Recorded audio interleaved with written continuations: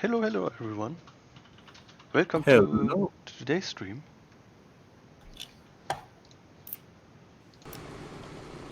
Come on, game. Ah, there we go.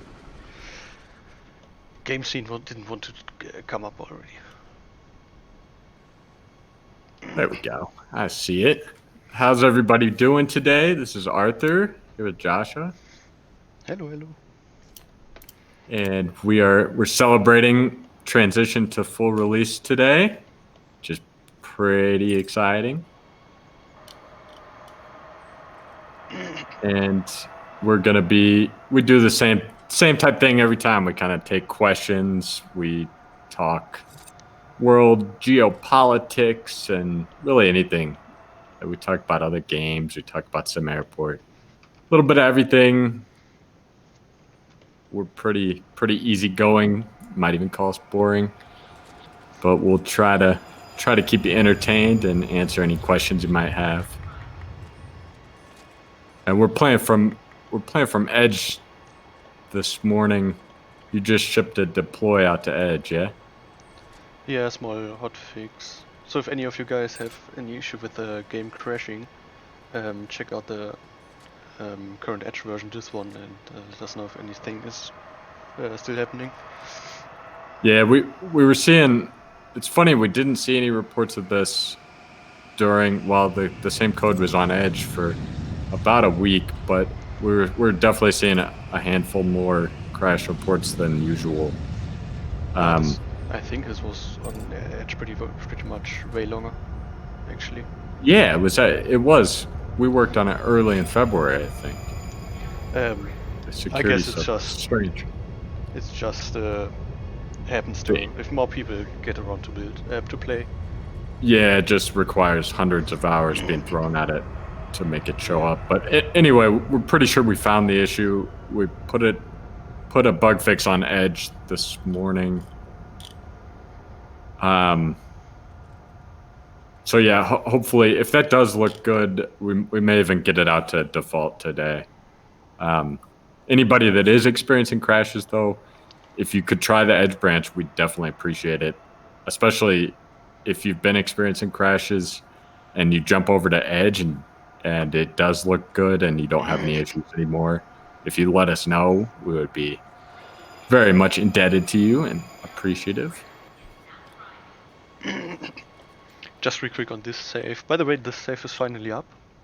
Yeah. And I'm before we end the stream, I'm really gonna upload this one even before stopping it today. So just so you guys have it.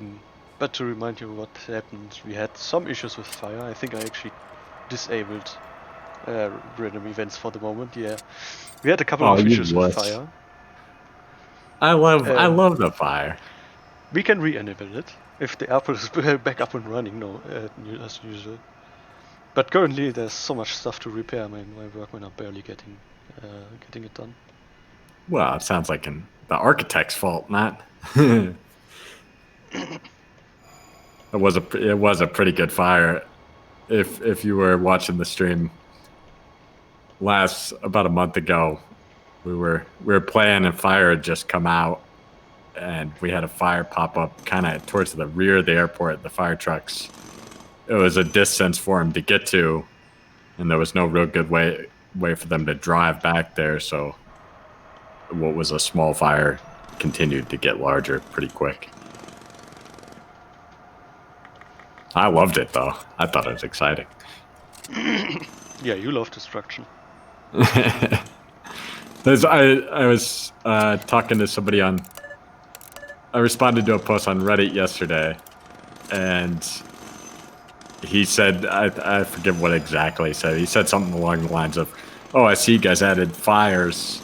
Every game needs fire. I approve." I couldn't agree more. Old Hayambo, butchering that name.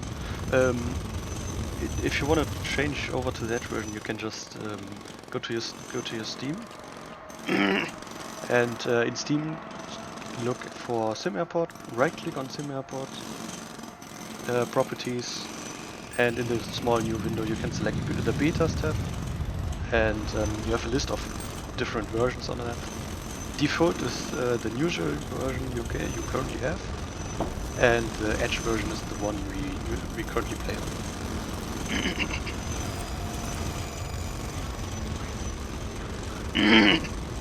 Also, Alo asked, let me know when you want my question, Masha. Go ahead. Yeah, there's.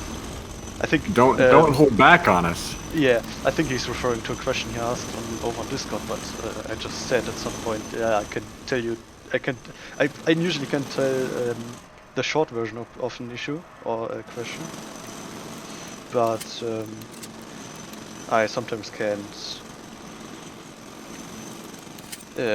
go into detail. Sometimes you still need an author to answer the detail. Hey, that's why I'm here.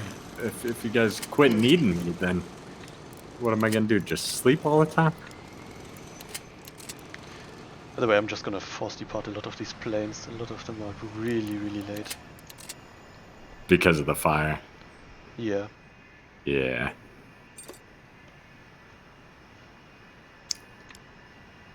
So that's a good question, Alo. Alo asked on YouTube, Josh and Arthur, why is your support the devs vanity DLC on sale? You guys acknowledge it's purely a vanity and a way to support. Why is it on sale if it's not a necessary game item? And the reason it's on sale is because when you increase the price of a game on Steam, which we increased the price of SimAirport very slightly, due to currency conversions, it's in some currencies it's actually about the same as it was previously, but because of that, we aren't able to put a discount on the game for at least 30 days. Steam kind of encourages you to do a launch discount on game releases, and so it really, I mean, it's only 10% off. It's 80 cents USD. Just kind of our way of putting out some kind of thank you, I guess. I thought about it a little bit as well, but honestly, in the grand scheme, it didn't receive as much thought as some of the. I mean, it's almost shocking to me, like just writing up the news posts and getting all the graphics together and all that. It took over a day just to do. So, yeah, I don't know. Maybe not the best decision, but I felt like it was the right thing to do. There are plenty of new people that we haven't interacted with before that are picking up the game and buying it, which we appreciate tremendously. Like, I'm really impressed by how many people have looked to support us. I mean, I sound like a broken record, but I keep saying this. I mean it too. The support has been fantastic. That said, like, I don't want to take advantage of that either. It's like I don't want to. What I want to do is I want to take the resources we can get from it and put it towards SimAirport. So I hopefully that kind of answers your question. It was tough to price it too. Like there's part of me that thought we should have priced it at $12 or put two of them. I don't know. I don't like DLC. I'm sure I know you've heard me say that before. So we're kind of trying it. I wanted to see what kind of the response would be in general. I've seen some negative. I saw somebody on Reddit who felt very negatively about it. Sorry to interrupt you. I Yeah. was just looking around at people and looking at the names. I noticed that the last name may not spread enough, so a lot of B people. But I just found DVL, which is definitely a custom name. That's the first one we've seen then. Well, other than testing, but Well, yeah. we approved a ton of names today. Yeah. I just approved the couple of ones remaining or coming in over today. So as of 10 minutes ago, about pretty much all the custom names are approved. Sweet. Chick actually made a pretty nice suggestion over on feature requests on Steam, having a search function for names. Yeah, I like it. It makes sense. We look to trying to peg the name to an appearance and stuff like that. Even it's hard enough to peg it to an agent. Yeah, I'm all for adding a search. I like it. I think that's kind of cool though. You managed to find one. Yeah, should be a bunch of them around now. I mean, we approved a lot of names already. Marvy streamed over on Twitch says congrats with release out of early access. Thank you very, very much. Really appreciate it. Sorry to cut you off, sir. No problem. So it's interesting. We just on the naming stuff, maybe some technical background on it. We use a pretty big name database for it, and I've just found a German name in it. I'm not quite sure if this one is a custom name or not. It almost has to be, yeah? It may be. I'd have to check. Huh. So just a recommendation, guys. If you get the DLC and enter your name, entering. Oh, never mind. There you go. Rich. That's definitely a custom name. Actually, So let's get like a little badge going or something on for the ones that are custom. That plus search would probably be nice. There's another one. Yeah, a bunch of custom names running around here. So what I wanted to say is,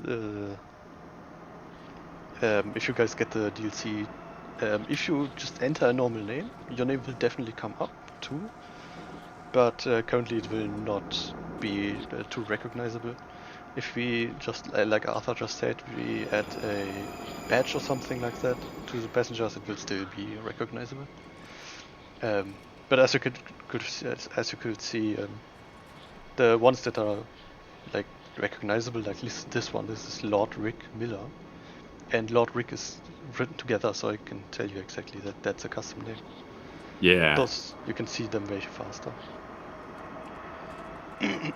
I gotta get my name in there. It's pretty easy, by the way. There's a small menu on the main menu, which comes up for the first time. So if you haven't entered the name yet, you will get the menu on your main menu.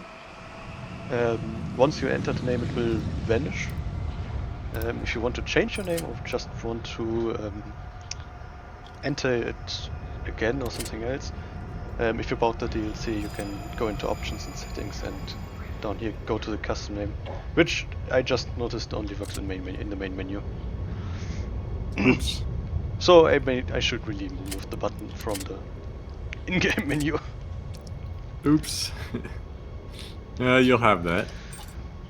Oh yeah, not a too big problem. So if you want to change your name, you can do so. Just you have to do it from the main menu.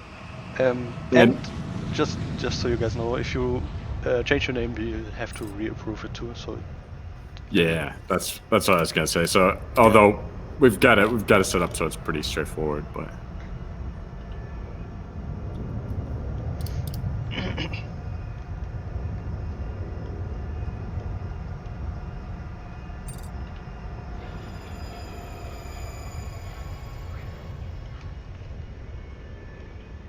those all janitors coming across?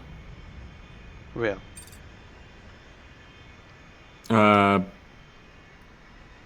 Coming from east to west on A4.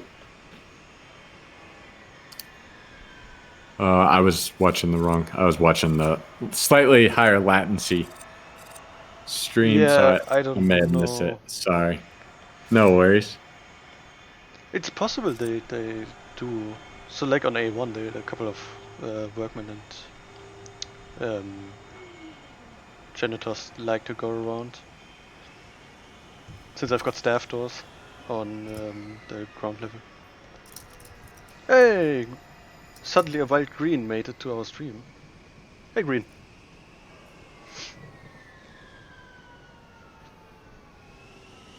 Hey, hey, how's it going, sir?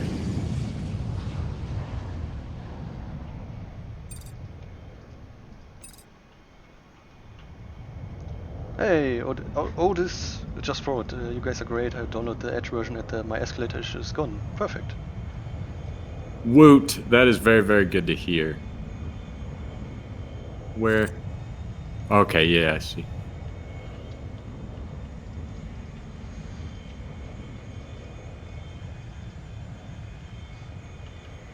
Awesome. I'm very glad to hear that. And yes, I do recognize the name, especially after taking a peek. I appreciate you sent a lot of kind words to it. I really appreciate that. You know, it's funny. Our initial reaction was, "Shoot, we got somebody that's really having a bad time." And when I read your really read the emails after looking at the logs, which I admittedly do jump towards the logs first when we see issues, but I mentioned it to my wife at breakfast this morning. I said something like, we've got some crash reports, but I opened an email this morning and everything the guy said was nice. And anyway, I just want to say I appreciate that very much. I'm also really thrilled to hear that the issue is solved. Hopefully, the fix doesn't create any new issues.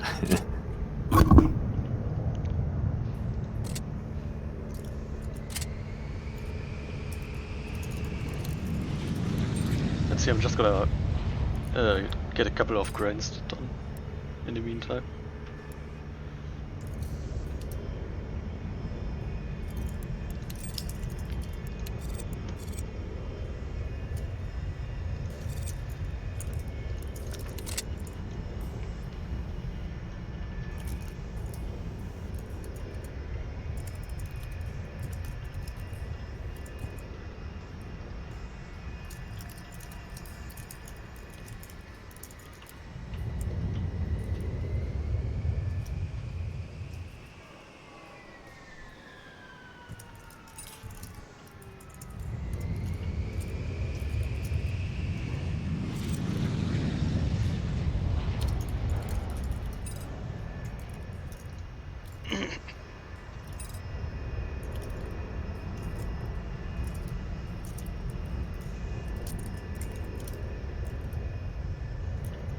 Oh damn, even with the new airline interest, it's hard for me to get to 70%.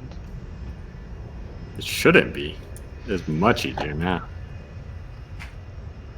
Well, if you go with a couple of airlines that do a lot for them, you get really, really great ratings. Like I've got two 100% ones, but I've pretty much got flights from all airlines. So yeah, the system didn't really change for me. See, we've got Pit Fire Point over on Twitch. Says, hello there. First, congrats on the release. Thank you. Second, he said, I only have 400 hours on the game, especially in the beginning, and I've mostly been on Edge. Third, I have a small question that I didn't understand if that was what you were talking about, the DLC content. Is there going to be any kind of discount for early access buyers? Oh, part didn't go. I love the fast development cycles and community discussions and openness. Love your guys' work. Well, thank you very much. 400 hours is pretty darn solid. That's it's an honor. So yeah, we appreciate that very much. The DLC content, there is currently there's a 10% discount for the first week. I said this for SimAirport that we wouldn't discount it ever again. I don't want to say that because, hindsight is, if Steam tells us we need to do something, then we might. We kind of Yeah. That said, yeah, it is. It's on a 10% discount right now. That'll be for just a week. I can't say what the future holds for it, but also though, as I said, like if you read the description, I said this in the news post too. I think don't feel compelled to buy it. You're not missing out on anything. The only thing is the name in the game. The objects. I mean, being honest, you can basically achieve the exact same thing through mods. It really is us just giving you something. So don't feel compelled. It's really more than anything a way to support us, and for us to at least give something back for it. But yeah, please don't feel compelled. Really, you putting in 400 hours following the game to this day, I mean, we're 5 days short of 3 years now. And it has been the fastest 3 years of my life. When I started this project about 4 years ago, I didn't have any kids. I've now got 2 kids. One of them talks in paragraphs, and I mean it has been the absolute fastest 3 years I could have ever imagined. Just you sticking around, still being interested in the game, and having put 400 hours in. It's rewarding all by itself.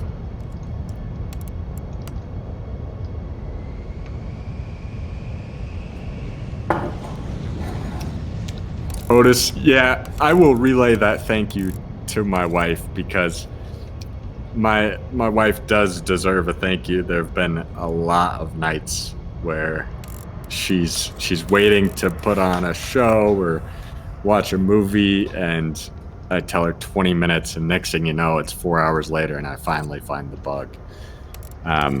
So I appreciate that, and she will too.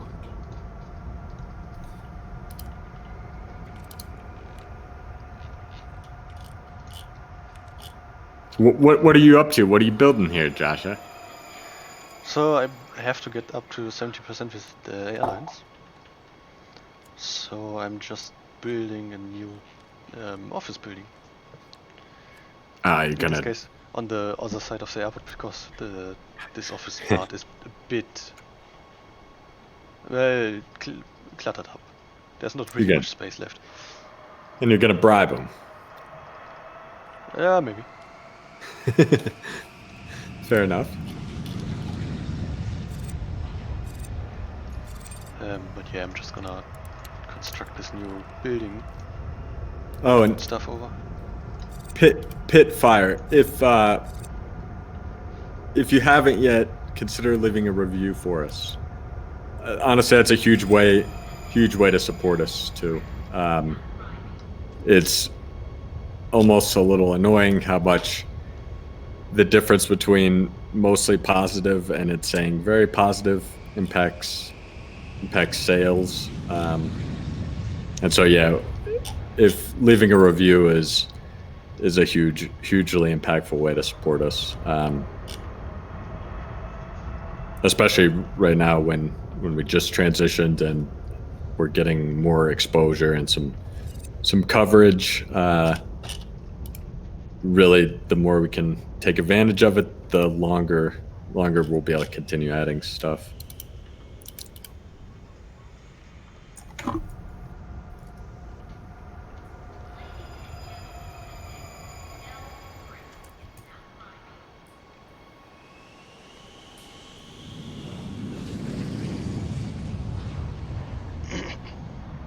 Oh yeah, I was gonna ask you. There's a forum post about this. Sorry if anybody has a question. I'm curious though. Forum post from yesterday. Crazy contract mod airlines. Are the negotiations for mod airlines? They can all be controlled with the mod config. It's all still based on the same variables as it originally was, or derivatives. You'd have to ask Michael that one. I didn't change any on the airplane or airline modding. Okay. Or pull it. I can pull it up in the code. I wasn't sure of the answer. He asks. This is Badger on the forum. I'm able to get 40K daily fee for just one conference room, one office, and one first class lounge. That can't be correct, is it? And that does. That sounds a little bit on the high side. If office space is going that high, then I might start putting my office on Airbnb.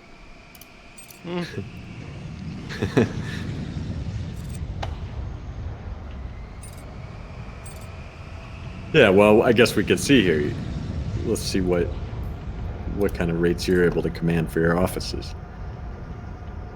Well, those offices are actually going to be, the first part of those offices are going to be just for airline reps.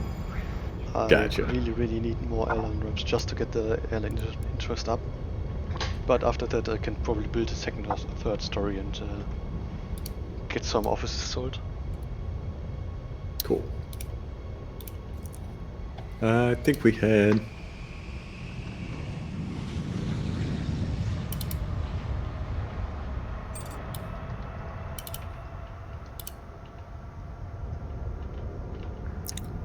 I'm not sure how to say your name. I am very sorry. On YouTube says, I think it's non. I don't know what kind of characters they are. But he says, I see airplanes overlap each other. Is that normal? I'd have to see what you mean by overlap, but I generally, guess, no. I guess it's possible if a big airplane is driving down a taxiway and another big airplane is on a stand. So the wingtip may intersect with the back of a plane. Yeah, okay, that makes sense. The wingtips, yeah, maybe, but they should never have their wheel wells on the same area of taxiway as each other. If that ever happens, I haven't seen that happen in well over a year or two. If you're seeing something like that, then let us know. It doesn't solve for like the wingtips though. We had some proposals to be able to do it. Basically, making gates a lot bigger, or like wider or longer, however you, depending on the direction you're looking at it from. Otherwise, the other option was making the taxiways bigger. Yeah, Which in the grand, I mean, really in the needs grand to happen too. scheme, I'm not sure either of them though impact gameplay that much. Really, they both end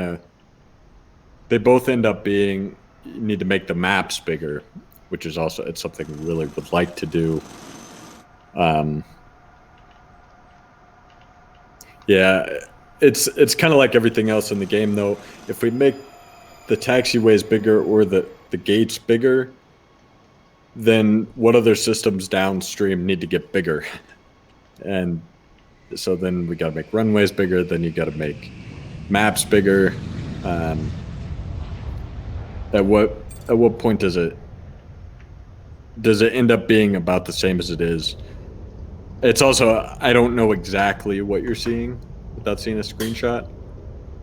But I don't think there are any bugs with related to like aircraft pathfinding generally.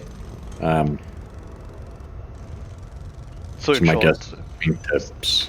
wingtips may end up in each other. That's just due to the fact which Arthur just said. But planes should never ever drive through each other. Yeah, if we could, I could darn near put a bug bounty on that one. I spent quite a bit of time in my life making aircraft avoid each other. He also said, why are people walking on the train tracks? That is a very good question. I saw it too, and it bugs the crap out of me. It's still the same issue I think we talked about in the last stream. It's just that Yeah, passengers don't avoid, or there's no penalty on the train track. yeah, and we don't have any way to, even if there was, we don't have any way to Well, no, you have underground here too. Yeah, I So saw that the vehicle one too. The same issue where they're cutting in. I swear that's an easy fix too. I just haven't looked at it yet. I think the easy part or one part we talked about was making the platform, the lightweight platform, not be a penalty.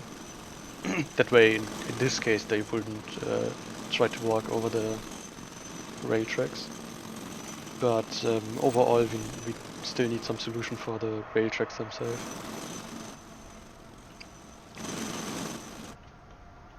Yeah, it drives me nuts. Hate it.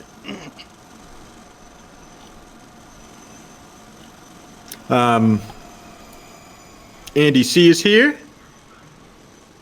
Says sorry he's late on YouTube. Congrats. Thank you, thank you. No worries. We'll let the lateness slide. Modair asked if you could build some of the new DLC stuff. I concur. I'd like to Yeah, see it. I will get a couple into the new offices. Yeah, I want to see the airplane sculpture. Oh yeah, that one definitely gonna be in there. Let's play some mods. Hippocampus. How hard emotionally was it for you to step forward from older prison architect like graphic style?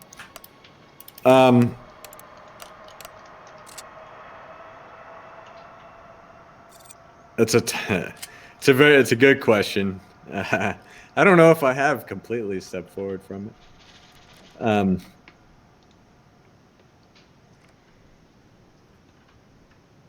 It's I take full blame personally for like it will drive me crazy probably for the rest of my life that the graphics in SimAirport are not what the graphics are good. I think it's just technical art issues, but for whatever reason the visual appearance is not what it's not up to the level that I thought it would be or desired it to be. And it's totally my fault. I think if anything, I maybe hung on to like the prison architect style too much, and never let our artists really run. Maybe.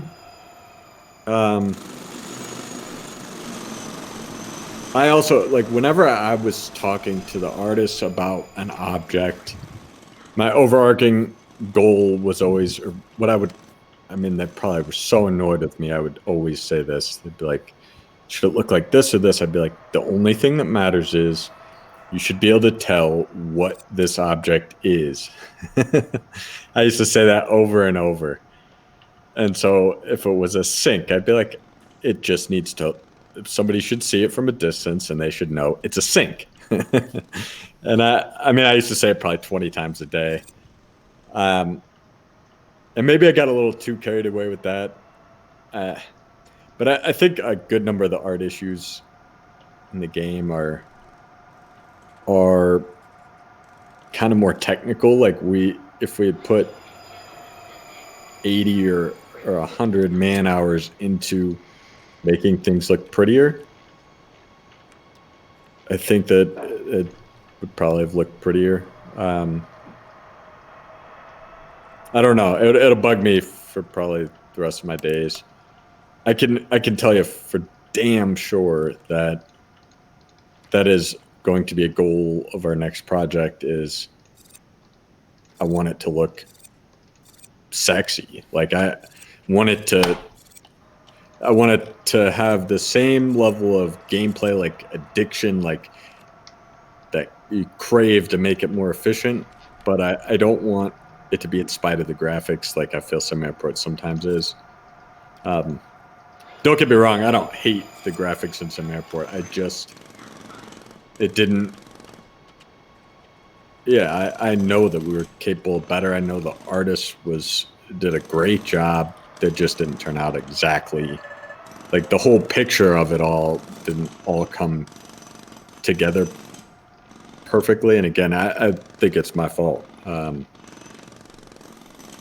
yeah, I mean, that's just kind of part of game development. It's the worst part too, is like I said this, I think, in the news post, but half the battle is internal, is like everything is a compromise. And in hindsight, their compromises probably got wrong. There were projects that we estimated scope poorly, and in hindsight, we probably should have done a different project instead. I mean, it's 2020 to look back on it, though. Anyway, uh, hopefully that answers the question decently. Let's just say hard emotionally. A lot of this project has been extremely difficult emotionally. Oh yeah, next game, Sim Office.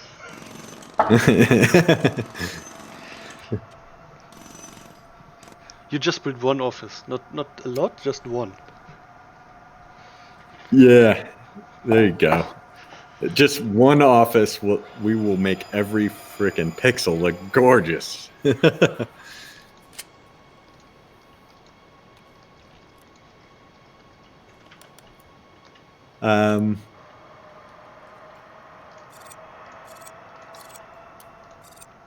Brief us on what is the state of the game, what's the biggest challenges, and what plans do the team have for the future? Thank you. That's from Rusa on YouTube.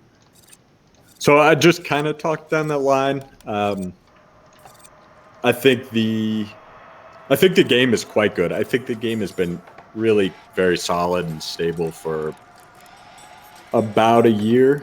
Some deploys are better than others. I mean, that's like one of the biggest emotional problems with early access is we see, like I just saw a negative review a little bit ago, and I get it. He's annoyed. There's a bug, and as long as we continue adding stuff, like we can get to bug free. That's not a problem. We've done it. I mean, at this point, hundreds of times, and we do it within any single edge cycle, probably 5 or 10 times, get to bug free. But then, as soon as we're ready to actually add something big that's new, we're gonna have bugs again. That's the nature of development. That's probably the toughest part of early access, is like it's a constant risk management game where you're trying to do big things without pissing everybody off because you broke something. And that's an emotional part of our job too. Is it's really frustrating because sometimes, like, I mean, I can't count the number of times I started fixing vehicle pathfinding, for instance, get halfway through it and feel like it's hopeless because I know it's going to have some new bugs. And, you know, some of these systems, you just cannot have bugs in vehicles because it's going to be a cascade effect where it blows everything up if you can't get materials delivered. So it's, you know, I'm on my soapbox, though. We can't complain. I think we tackle multiple floors. It doesn't get a whole lot more in depth than that. Like, that was damn near a rewrite of the whole game.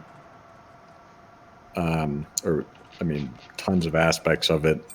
Same thing with the passengers going from being able to max out around 300 or 400 or 500 to, I mean, I've seen saves that play pretty good at 20,000 plus passengers. And I'll never be happy. I want 100,000.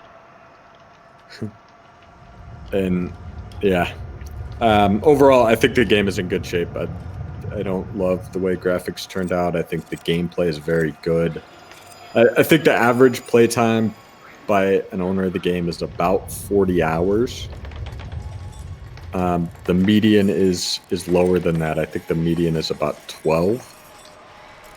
And if you break out the histogram, there's a there are players, there are people that have probably bought the game that have not opened it yet.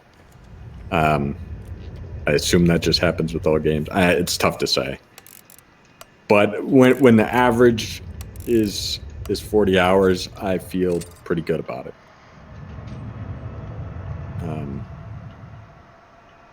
Hell, I mean, I still remember the feeling.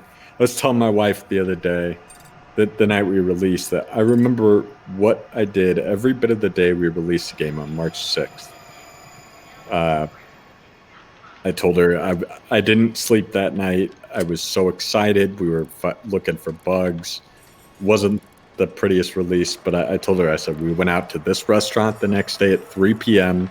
I'd been up for 30 hours, and I couldn't stop refreshing the reviews. I mean, that's what, yeah, I mean, that's just how the process has been. I feel pretty good about it. What's next for us is we're going to do another game similar to this. It's going to look pretty. It's going to be in a different theme. And it's going to not be the first game we've ever done before, so it's going to be a lot better game at the time of release. And it's going to, yeah, full 3D, which is cool. It's got some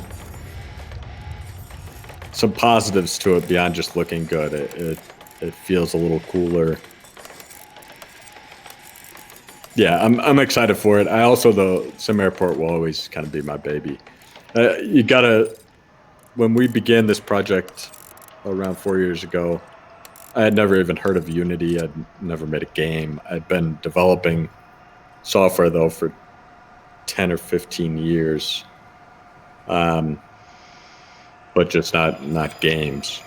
So we learned quite a lot in the process. There's a couple of questions on Steam. Alex on Steam says, is the AI better than what the reviews have said? What do you think, Joshua? I mean, people are walking around and apparently getting flights. So, seems fine to me. Yeah, so I love the AI. This was an internal battle with the AI. And actually, Rob and I got into some external battles about it even when we were first doing it. But it's one of the cool things about the new game we're working on too. But the hard part about the AI in SimAirport and kind of the internal battle is that the passenger life cycle is really quick. There's very little time for them to get from like check-in to the plane and be able to do some interesting stuff in between. The AI is geared towards being able to do some interesting stuff and being able to be really, it's actually maybe too smart. It's very opportunistic, and if it's a little bit hungry and there's no line and it's right next to a snack shop, it's gonna be opportunistic and snag it. If the line is really long, it's probably gonna wait on it. So that's what I love about this game. I see people mention that the game is very much about building what's in the terminal. You got to build it all, but it is placing services near your gates. Like, the AI is extremely controllable because the location and really the relative location of everything is what is most impactful. If you want to get 100% on time bonus and have all your packs hitting their flights on time, then you've got to build out a very good airport. You're going to need restrooms with enough capacity near the gates, because if passengers got to go, they're going to walk to go once it gets to a certain point. And if that's a long distance, then that may mean they miss their flight. It's incredibly reactive like that. And the way you build your airport's going to totally determine, maybe for better or worse, how highly you think of the AI. And this is a battle we had. Some people said, just make it kind of dumber, and just, even if the guy's gotta pee really bad, if his flight's about, and it's like, I like that. I think that, and the AI is smart enough to know that if the lines are short and he's walking by a restroom and he's kind of got to go, he's gonna go. It's a balancing act, but the worst part is their timelines are so short that there's only so much you can do with them. But to me, that's what the game is all about, is you basically are trying to work with / against the AI. And I remember when we first released, we had guys that worked at airports in real life posting in the forum saying, you'd be surprised that it's pretty representative of what idiots do in real life at this airport. Hopefully that answers your question. Eco Campus just asked, I tried to include the cafe area once and never again. Do they work properly now? Yeah, they got to rework last year sometimes, and are working pretty well since then, as you can see over here.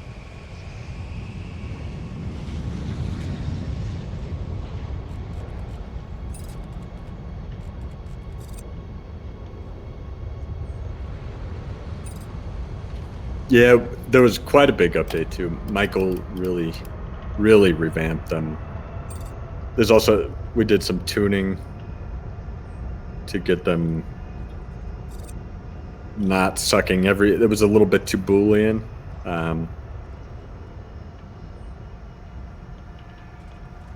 Yeah, it's always been, we've always had a little bit of trouble tuning it because it's very, very reactive. So it's not helpful when we hear bug reports. It's not generally all that helpful for us to hear like too many people are eating, because it's very layout specific. And maybe that's a flaw in the game design. I don't know. I like that was what I wanted, though, is I wanted it to be very reactive. The way you lay things out and the relative positions of everything is going to dramatically affect how good you think the AI is, or how well they keep themselves fed.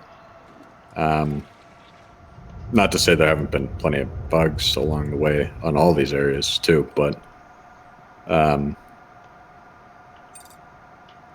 yeah. So a pilot, I'm a real pilot stuck in a hotel for work the past 5 days, and I'm bored as hell looking for a new game to take my mind off work in my hotel room. This is the first game that comes on my feed. The irony. Hey, I'd say take it out on those airport workers. Now is a very good time to pick the game up, and you wouldn't be the first pilot to play. We've had a handful of air traffic controllers play. In fact, a real air traffic controller here in the US did the ATC audio you hear in game. And I personally, I'm but a student pilot with enough hours to go do my check ride, but I rarely have time. I don't think I've flown now in 2 years. I love to fly, though. But yeah, would love to see you join us.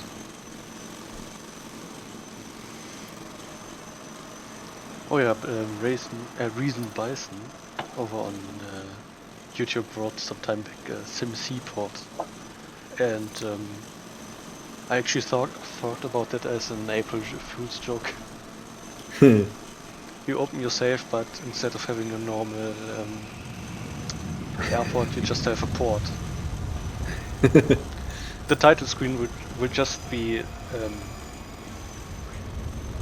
the usual SimAirport, but the air is no, the air is still there, but is like crossed through, stroke through. I like it.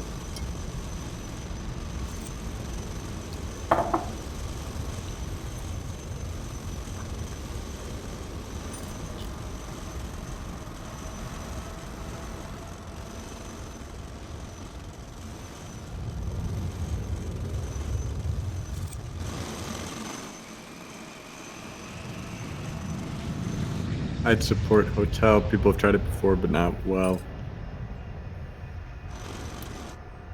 SimSeaport, yeah, Sim Office.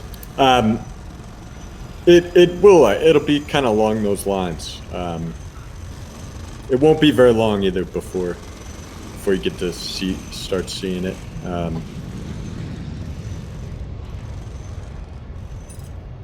Yeah, it'll definitely be a different kind of game though in terms of it's not as macro. So SimAirport, we didn't expect like going into it, and this is just being dumb or naive or something on our part, but uh, didn't really expect it to be quite as macro level initially. I I feel more confident that that's the case on the new game. The life cycles are longer, and I like the fact that life cycles are. It means we can do more interesting stuff. In some airport, like even having a passenger be drunk or, stuff like that. You only have a handful of game minutes to be able to do it, and that can go by pretty quick.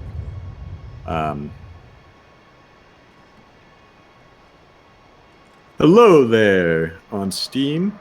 I don't know how to say those characters, but he says, I'm just looking at the game. This popped up. LOL. Hello, hello.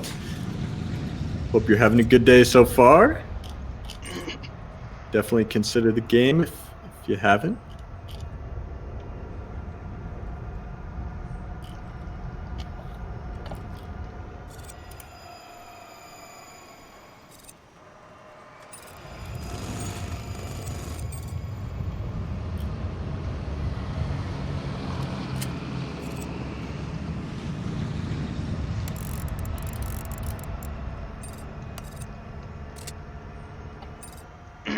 Also, Alo just said goodbye for today.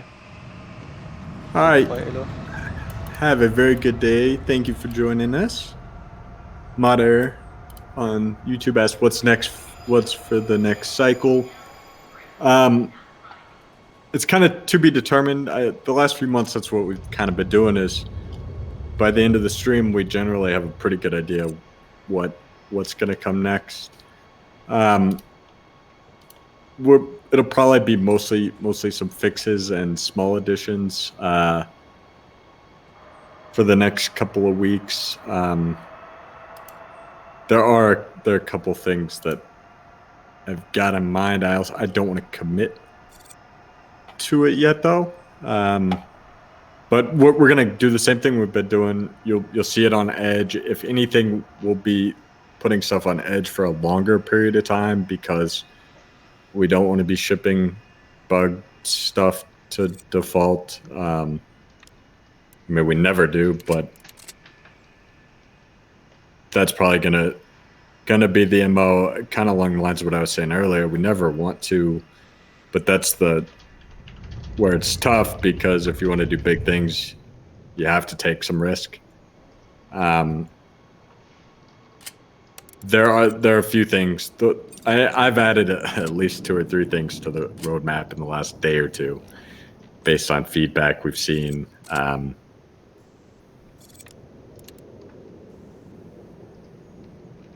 did he get down there? I don't know, but I just noticed my baggage system for the whole second terminal was broken off due to a fire down there, which I didn't notice. Was it a fire last time? Yeah. And I was just wondering why my baggage system doesn't work. Man, we also the moving walkers are still down.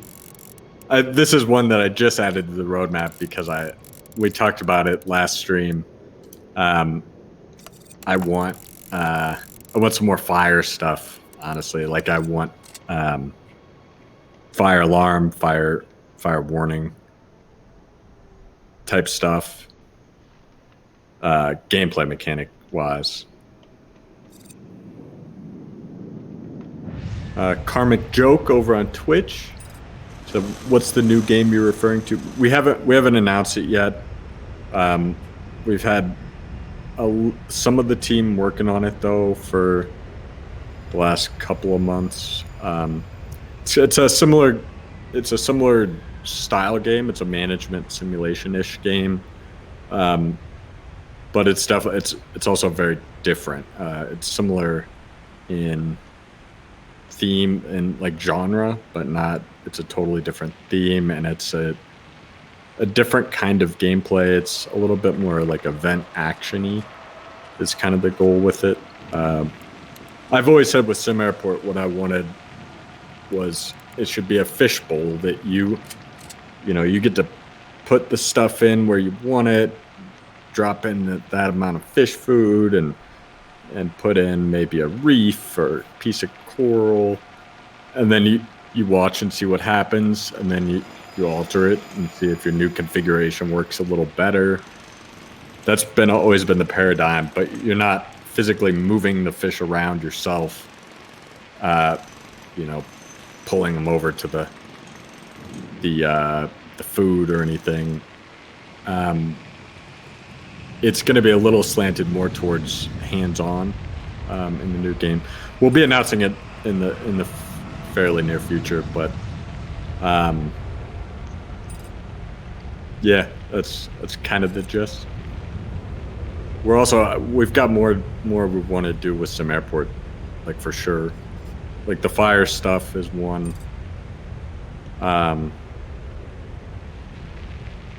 Actually, well, there are a handful I've added. Have you noticed I've been adding these, Josh? Nope.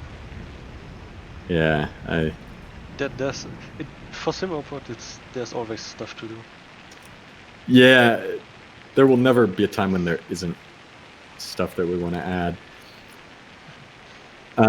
Also, we're gonna modding stuff is of high importance to us, because we want to any kind of hooks or callbacks or really any kind of stuff we can add to make it more modder friendly is awesome, because it opens up the door so that a little bit of our time means that we may be creating the possibility for tons of new content. So that'll continue to be of high importance to us. I should pull up the roadmap. There are a few. One of the ones I really want to do too is mod air, making your parking lot be able to actually eat cars, and you being able to set a revenue number on that and giving the cars some kind of really light AI, basically decision making whether they want to buy that parking or not, so that you're not just printing money. Let's see. While we talked about it, I'm gonna use the moment to sneakily just say that I'm gonna probably continue streaming next weekend. So if you wanna come join me programming some modding stuff, you can just come by on the usual channels. Probably Saturday evening, 1 hour later than today, so 20 CET. And Marine just asked about the one issue. I already talked about it with Mod Air. That one is pretty much the next one I will take a look at. I just outside up. Yeah. Just there's a issue with colors if you want to place placeables outside. Oh, it needs to swap the mesh color. Yeah. I want to check if we can do it without having to define anything on the placeable side. Which may work, but I will have to check it out. It's gonna be the next cycle. I think I said to one of the next weeks. We can actually check it out next week and on the modding stream. Get that fixed. Can we have a click move like Prison Architect of objects? I thought Prison Architect did not have a move objects. I swear they didn't. Maybe they added it.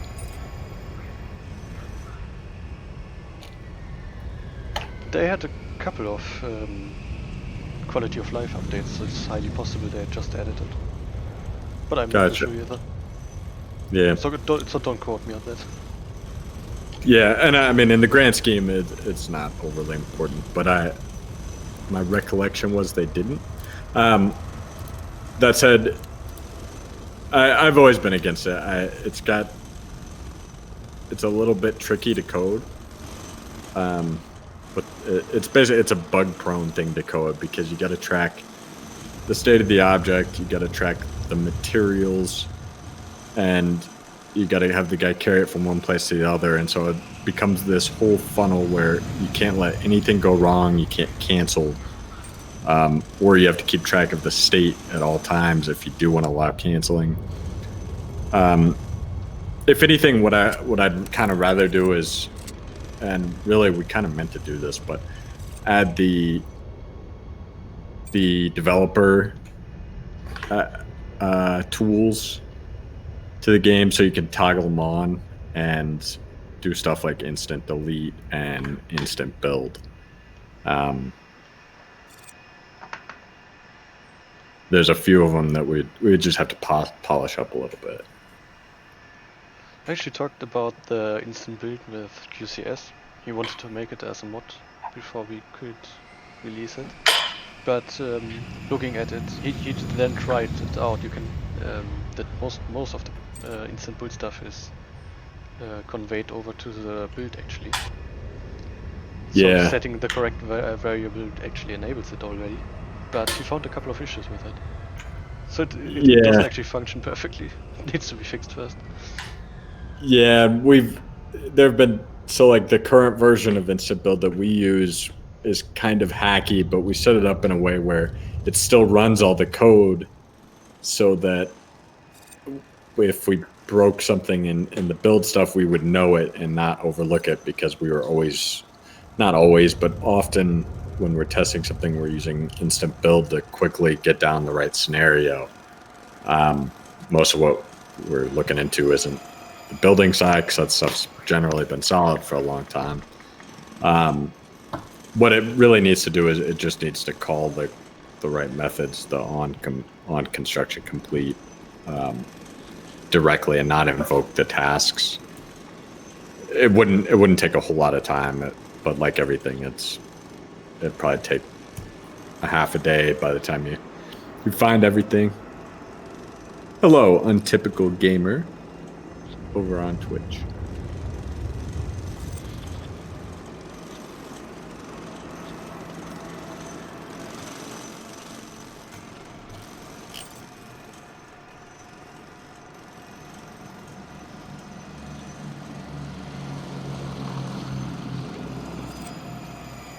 I thought the Berlin airport was actually going to open again,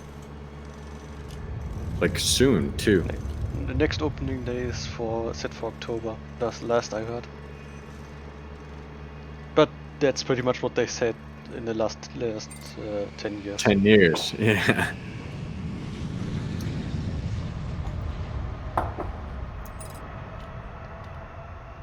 Plane doors don't match the gate bridge size. They don't match.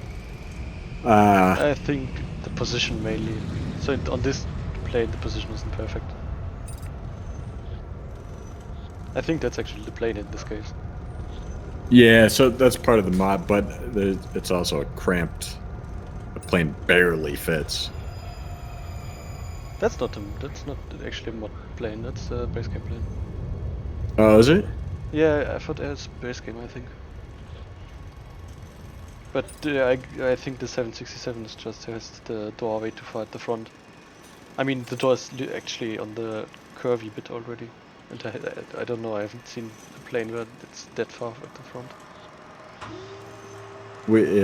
I mean, we could rotate that thing a little further. This is kind of what I was talking about when I was talking about graphics earlier. Is some of this stuff it's squarely on the technical, like the art is fine. It's a matter of that needs 4 hours to get it. Like, it looks really simple, but we got to get it right for this plane, make sure all 3 gate types work, and then test it on the other planes, and it adds up. And yeah, I mean, my focus was always very much on like gameplay is what matters, and obviously that is it is most important, but probably didn't do a great job of balancing that. I could be hard-headed at times.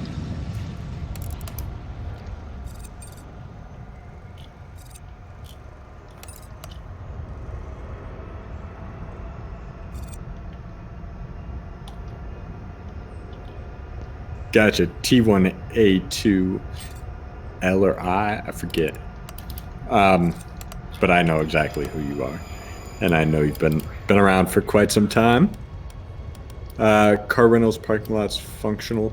So yeah, we were talking about Modair has a parking mod in the workshop. I want to make it functional. Basically, it just needs to eat cars. That's really kind of all it has to do is eat cars and spit out agents. There's a little bit more work. It's a little more work than that, but not a ton. It's definitely something. It's on the radar. It's on the roadmap. It's under the active radar targets list on the roadmap.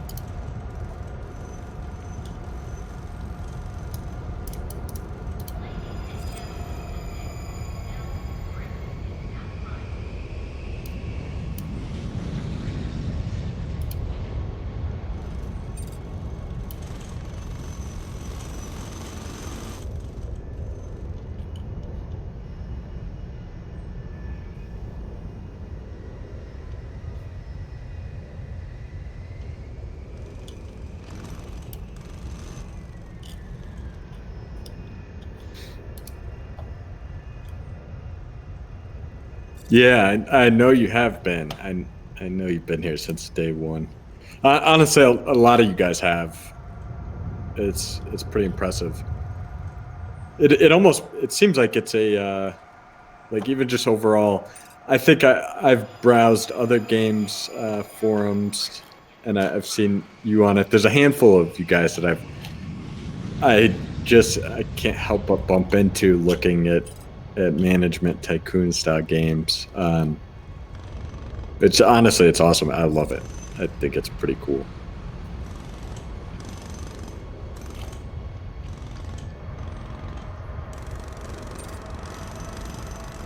It's funny how most people are, or a bunch of people at least, are playing the game longer than I'm pretty much working on it, or playing it. Yeah, I remember that, like, it wasn't very long before people had hundreds of hours after release, and I just remember being, like, awestruck. It never... I mean, I knew people would play it, but I wasn't sure how well they'd like it, and I definitely wasn't sure if it was going to be something people would put 100 hours into. And much less, follow for 3 years. It is pretty incredible. It's so weird to look back and think that 3 years later, people are still playing. And it's crazy to see what the game is today versus. I keep meaning to pull up one of the archive betas. Dan Orge on Steam says the graphics seem like 2005. Can't get myself to pay more than €5 for a game like this. I hear you. We've been talking about the things that I'm not a fan of graphically. I think if this is your type of game, the graphics, especially once you get to playing, for one, they're not that bad. It's really more of some of the consistency and like interactivity between them that bugs me more than anything. I actually think the art itself is quite good. I think in this case it's not about. I think it's the style. Yeah, it's the style. If you don't like this kind of game or this kind of art style, don't buy it. we can't really make you happy at all then. But Yeah. if you're a fan of building games, management games, and all the like, I mean, a bunch of them have lovely 2D graphics, so it doesn't really depend on them. But yeah, Yeah. I'd not say graphics are from 2005. It's just a 2D game versus a flashy AAA 3D game. Yeah, I completely agree.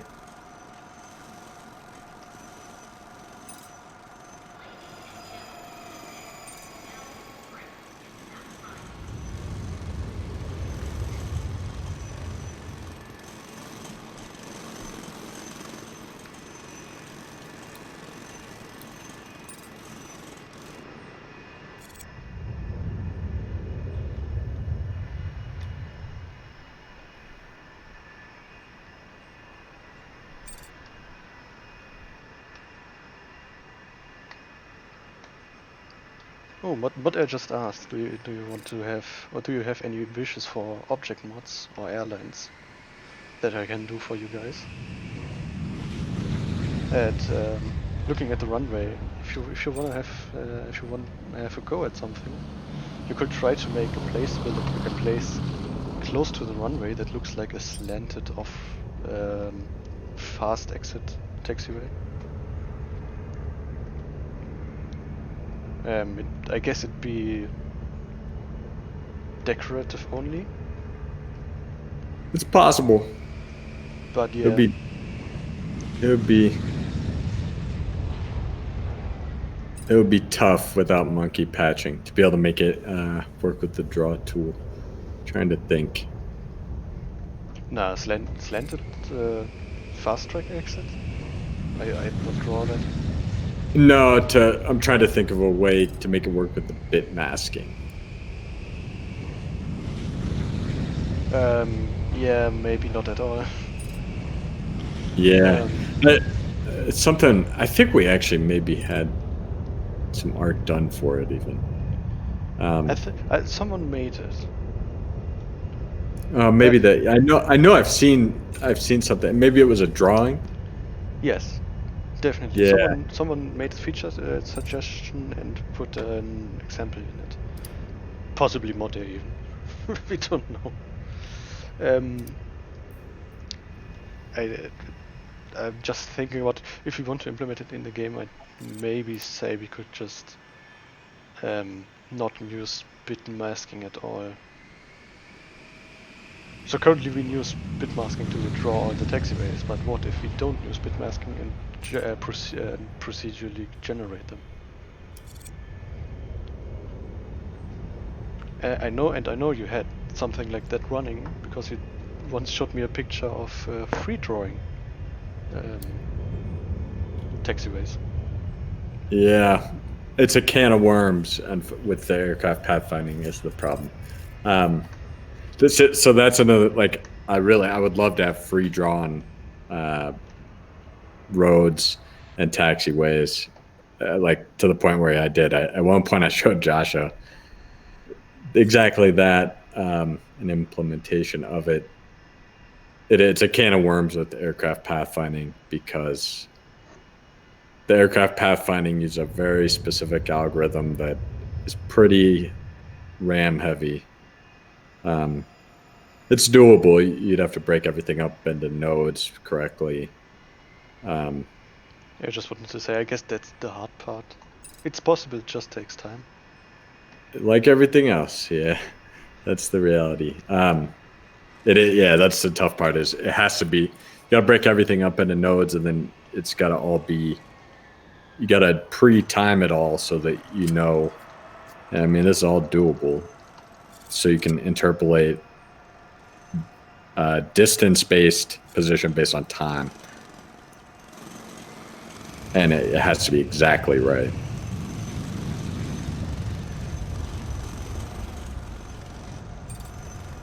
Can you add random? I think I saw your forum post, or maybe you mentioned on Reddit. No, I was on the forum maybe.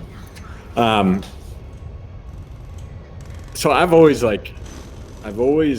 been against it. What's the point?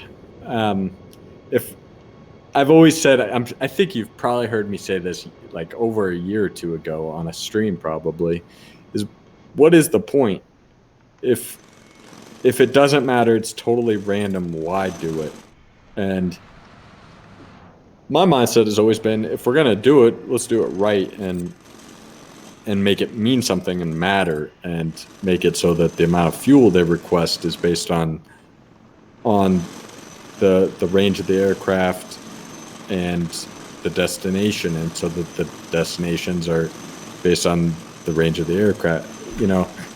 All these things, and at some point it's like, man, there's a hell of a lot of gameplay here already.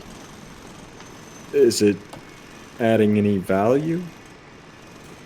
I'm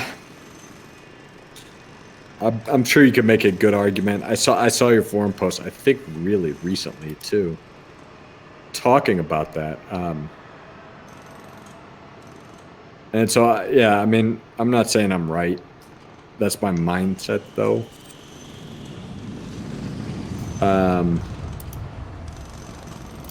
I will. I think. Let me make sure this is your post.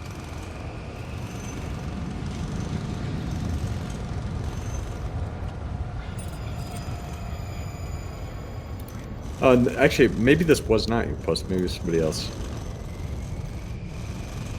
But yeah, I did. I just saw this in a thread.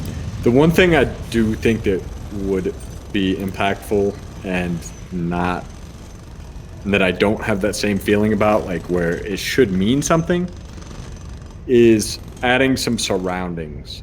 It bugs me that, like, if you zoom out all the way, it bugs me that it's just like barren around. Even just fixing that, I feel like would be nice.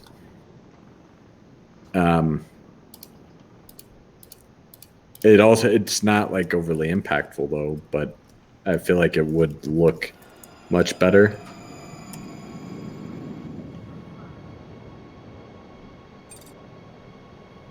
Again, I'm not saying I'm right. That's just how I've always kind of felt about it.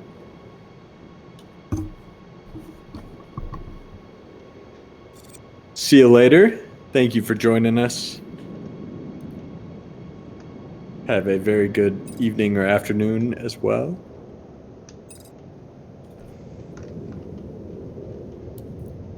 So I don't know. T1A2? T? Yeah. I think that's right. I don't know. Like, I'm not saying I'm right. That's my general feeling. It kind of always has been. I'd be curious to hear what you think. Yeah, there's a thread. I thought it was you that maybe posted it, but it wasn't. But somebody else was saying very similar, that that's something they feel is kind of missing from the game, is a personality behind the agents, like a story where they're coming from, where they're going. But I feel the same as I was saying earlier, like that they're only on in your airport for 2 or 3 hours of game time, which can be very little real time.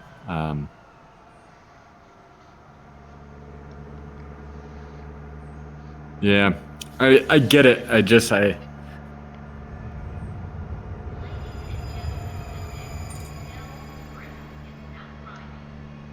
I don't know. To me, it's almost, so it's more almost about a little bit more like pushing 10, like maybe they're almost better not having that story.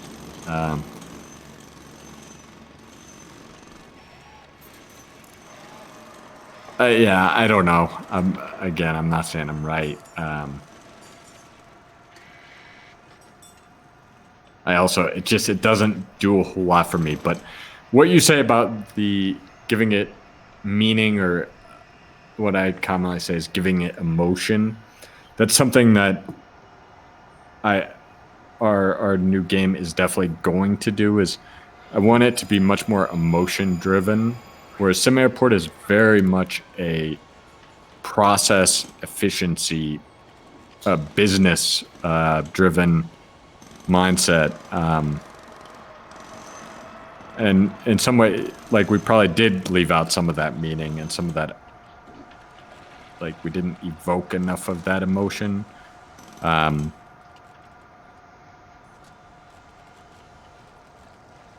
Yeah, I mean, I could. There's more I could say. I think you understand what I'm saying, though, and I don't disagree with you. I'm not sure that it's something we're gonna change, though. I just, I don't think it's probably the best bang for the buck at this point in time. Bang for the buck meaning value, like in terms of how much it adds to the gameplay or the experience overall. Giving the airport some surroundings, maybe that might be worth doing, just even just visually, because it probably would be fairly straightforward. Yeah,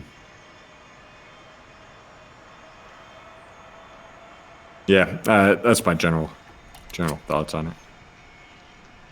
DVB over on Twitch asked how do you get the underground roads? You use a road and go underground. Then you can place the underground road. To be fair, that's not the whole story. You did have to somehow get cast down and up again. If you go to objects and structures, you have the road ramp up and road ramp down. So you can use the road ramp down, going down, and then you can place the underground road stuff, and somewhere in the somewhere else, really, no matter where, you can place the road ramp up, and then cars can go up, back up.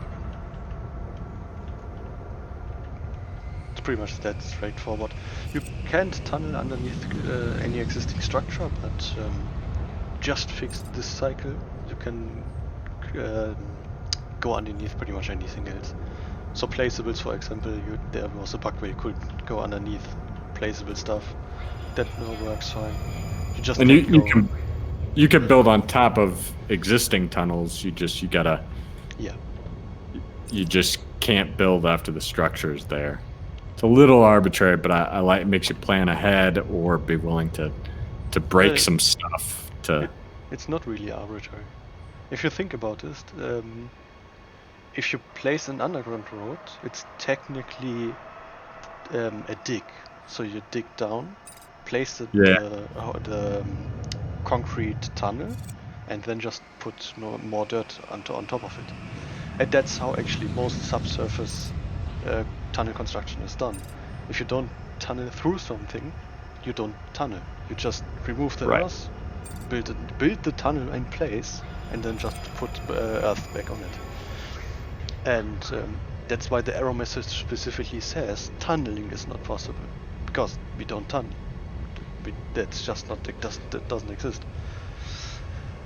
Yeah, we talked at one point about allowing you to tunnel under existing structures with some research and making it more expensive. Because when we first released the feature, people were annoyed they had to demolish their structure. But I mean, that's kind of how I think of the game. There's a lot of stuff like that where, like the fuel system only being on level -1, those constraints I think impose good planning requirements or almost puzzles without being. I hate puzzles personally, but without being a direct puzzle.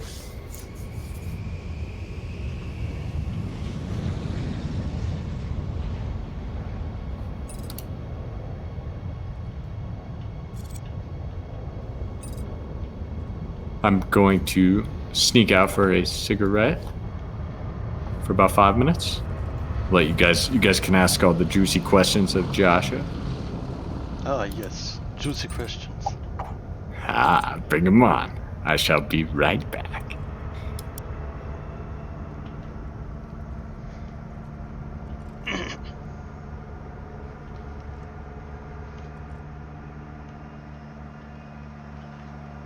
Okay. Okay guys, since Arthur's gone now, we can start the party I guess.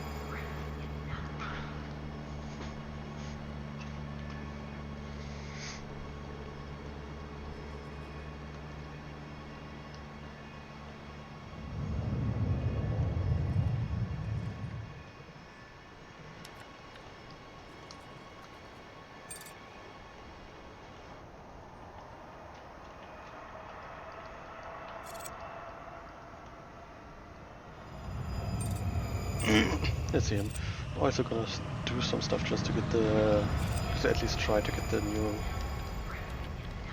grant done. I'm still not at 70%. I think the investment grant, no, not. Chat, if anyone remembers when we started the investment grant, or on which day we started off at this airport now. We still have to wait on that one. I'd love to start the tier 3 one today, but can't be sure. So we only have airline services and airport efficiency still running.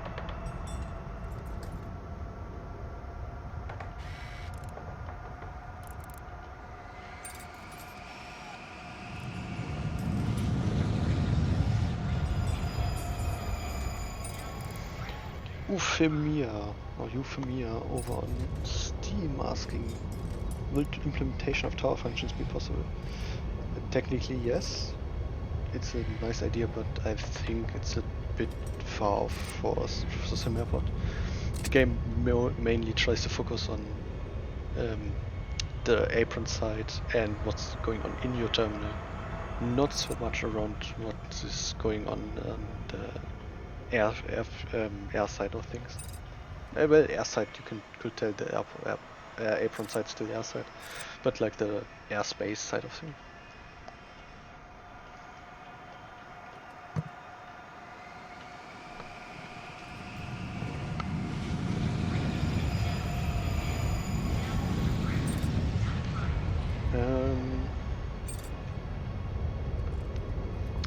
Good night, Matteo.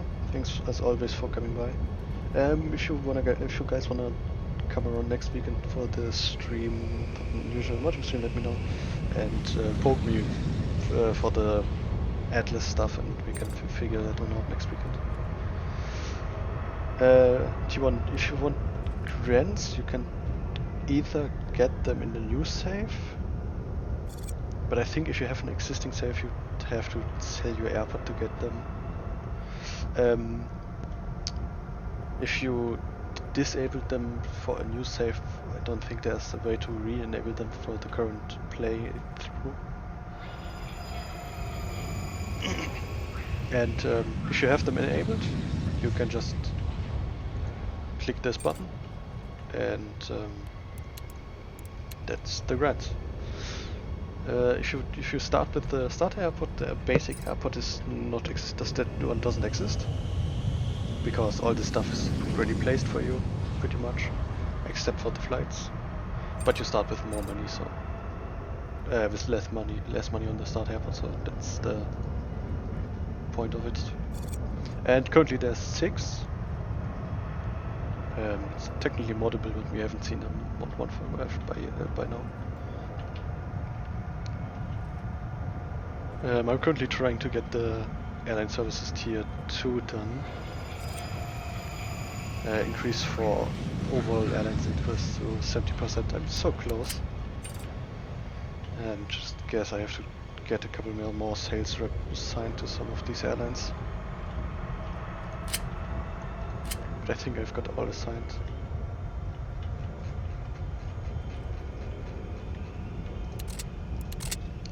Are they enabled for scenarios? I think they are disabled for scenarios by default. And I'm not quite sure if you can enable them, if the scenario maker can enable it. I don't think so. And actually, if you're currently playing in a scenario and you don't see this button, then they are for sure disabled. In that case, you may be able to play past the scenario, then sell your airport, and with the card starting cash continue and have government grants enabled.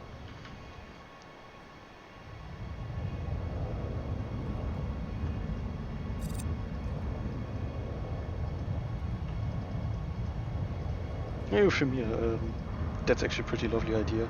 Euphemia over on Steam saying the way I saw it was to add it as a part of a super hard mode option.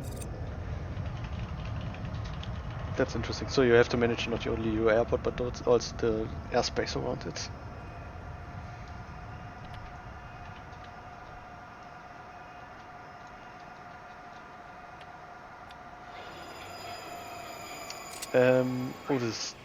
They're pretty much the same currently. There's a couple of airlines that specifically need the body scanner. But the body scanner in the game are pretty old ones, so if you have been to any recently updated airport in real life, you definitely see the new body scanners, which are way smaller and more sleek in design. But besides them behaving slightly differently, and the airline part, there's pretty much no difference. The metal detectors are usually a bit faster, so that's pretty much that one. The most important part really is having a good layout, and by good layout I mean having the layout an usual airport would have, so that passengers come in, they go to the ID check, drop off their stuff, there you go through the metal detector or body scanner in this case, both is fine, and then take their stuff off and go. If you, for example, build the old style, where we had all three behind each other, so ID check, then back scanner, then metal detector, or ID, metal detector, back scanner, then passengers would have to run around a lot more and it wouldn't be as efficient.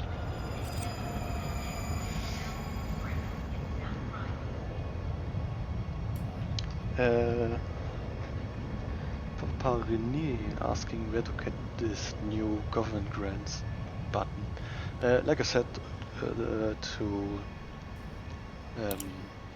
T1 already, it's down here, but it's not enabled in all games.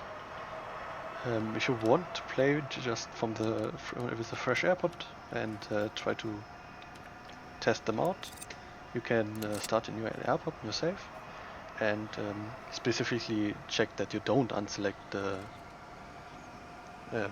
option, that otherwise you are missing them.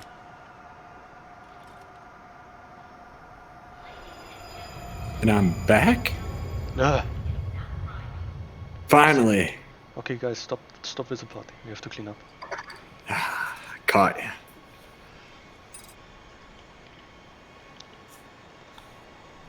By the way, maybe you know this. Are the government grants enabled in scenarios? I believe that they can be. I think it's a setting. Yeah, I think they are either off by default or it's a setting, but I'm not sure. Yeah, I'd have to check.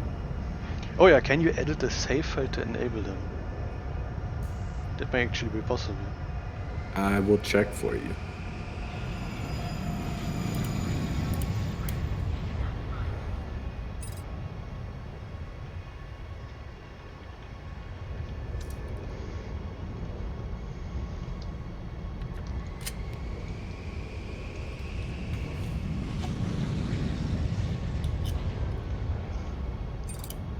Yes, you can.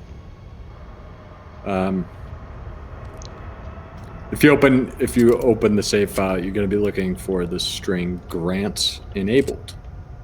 And surprisingly enough, if that is set to false, then they are not enabled. And if it's changed to true, they will be enabled. I don't know if in the JSON it may be a 1 or a 0, but I think it's true or false, even for JSON. Okay. Yeah, that should work though. Disclaimer: please make a backup before you edit your save. Yeah, and edit it with like Notepad or a pure text editor. Don't use WordPad or anything that adds interesting. Especially especially don't use some fancy editor like Visual Studio Code or Notepad++ and have word wrapping enabled. That's not gonna load. Use the simplest editor you find or a hex editor. Yeah. And make a backup. By the way, a really great suggestion over from on Steam from Euphemia. Yeah. Did you read it?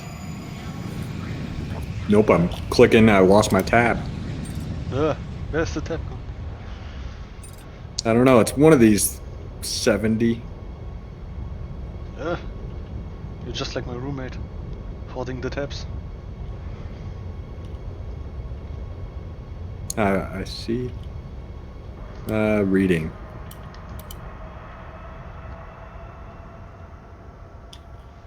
The radar. So the radar image suggestion.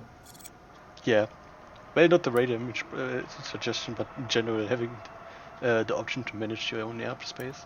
So you don't only have to manage your airport airside, but you also have to manage your whole airspace. So you may be familiar if you're into this kind of game with I think it's the name of the company is Big Fat Simulations. He's got some ATC games, Airport Madness. I've had a couple calls with the guy. He's a very nice guy. He's actually a controller in real life, the developer. And it's kind of his side thing. He makes these air traffic control games. It's something I actually wanted to do a while back. I really haven't given it a ton of thought since, but I'd love it if you could export your airport into his game and play air traffic control on your airport in Airport Madness. I always thought that would be really neat. If you ever have a chance, it is a cool game. I think I own one of them. He's got a number of versions. I haven't played it in a long time, but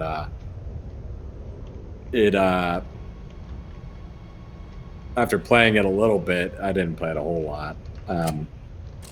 There's quite a bit of depth to. I mean, I'm sure, like we all know, like it takes a certain breed to be a controller. It's a stressful and difficult job, but there's quite a bit of nuance to just controlling. Something I did, and it was around this time. I mean, this was probably 2 years ago or so, when I was like more intrigued by it. It's still, I find it intriguing still, but I think it would be very cool. The radar idea is one that I've had as well. I thought it'd be really neat. I also, though, as we got deeper into developing SimAirport, I kind of realized that it's fairly tangential to the game. So I agree. I think it'd be cool. If anything, I thought the most realistic concept of it was probably like an export concept, and I never spoke with them about it. I did talk to him before we released SimAirport, but we weren't really talking about that specifically as much as he played one of the early SimAirport builds and got some feedback from him. He's a really nice guy, and he cares about his games as well. They're pretty solid games too. I see. He said he's played them all, done them all. Used to fly, not current, so it's one thing I've loved. Just that. Yeah, I'm the same way. I've got. Well, I should. If I went and flew for 2 weeks straight, I'd feel confident. But someday I will go. I will get my license, my private pilot's license. It just I don't fly often enough.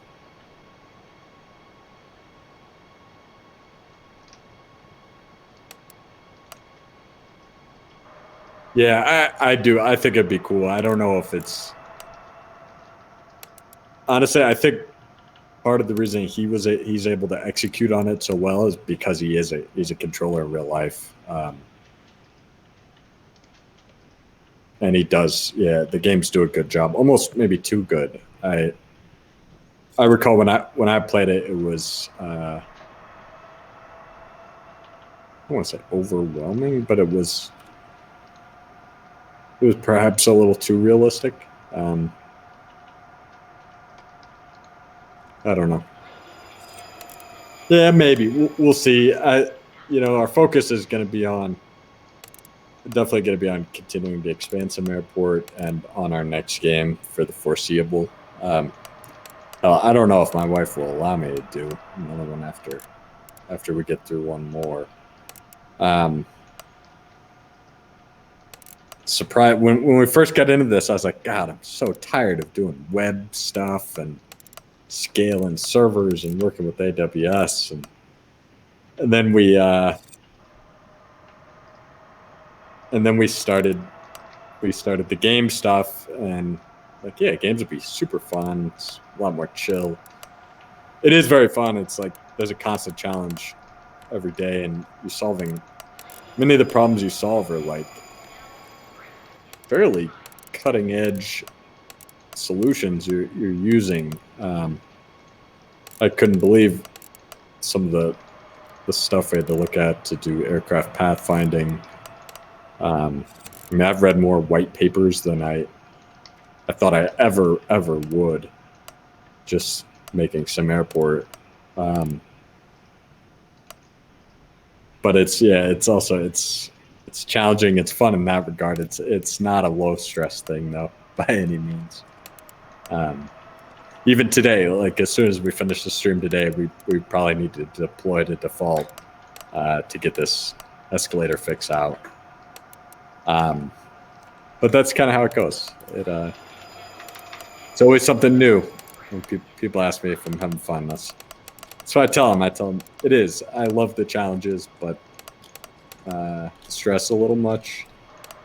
The positive is I never have any idea what I'm going to do when I sit down for the day. I may end up knee deep in an algorithm or researching to figure out what the latest is in cooperative pathfinding. You just never know.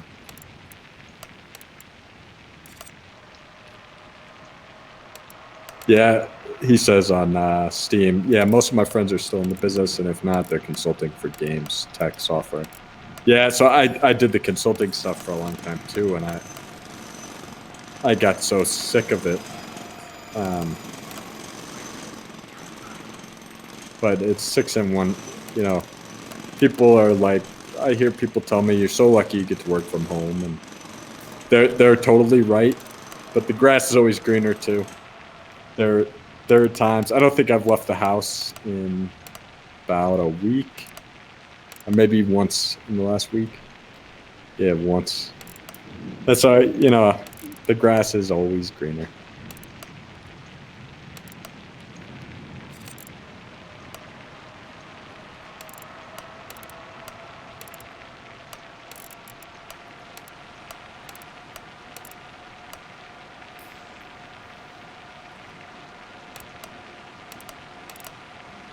Good. I'm glad to hear it said most if not all bugs are solved quick.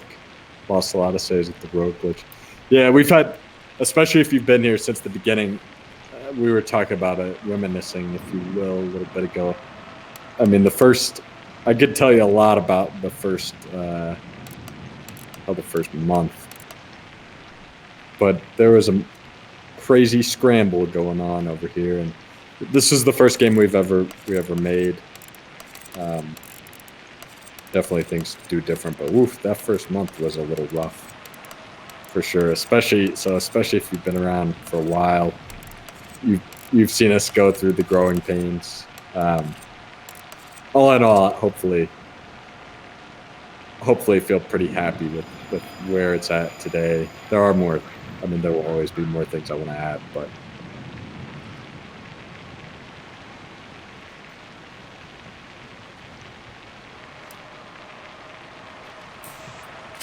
Some time ago, T1 asked why the roads are so expensive. Is there a way to change the price?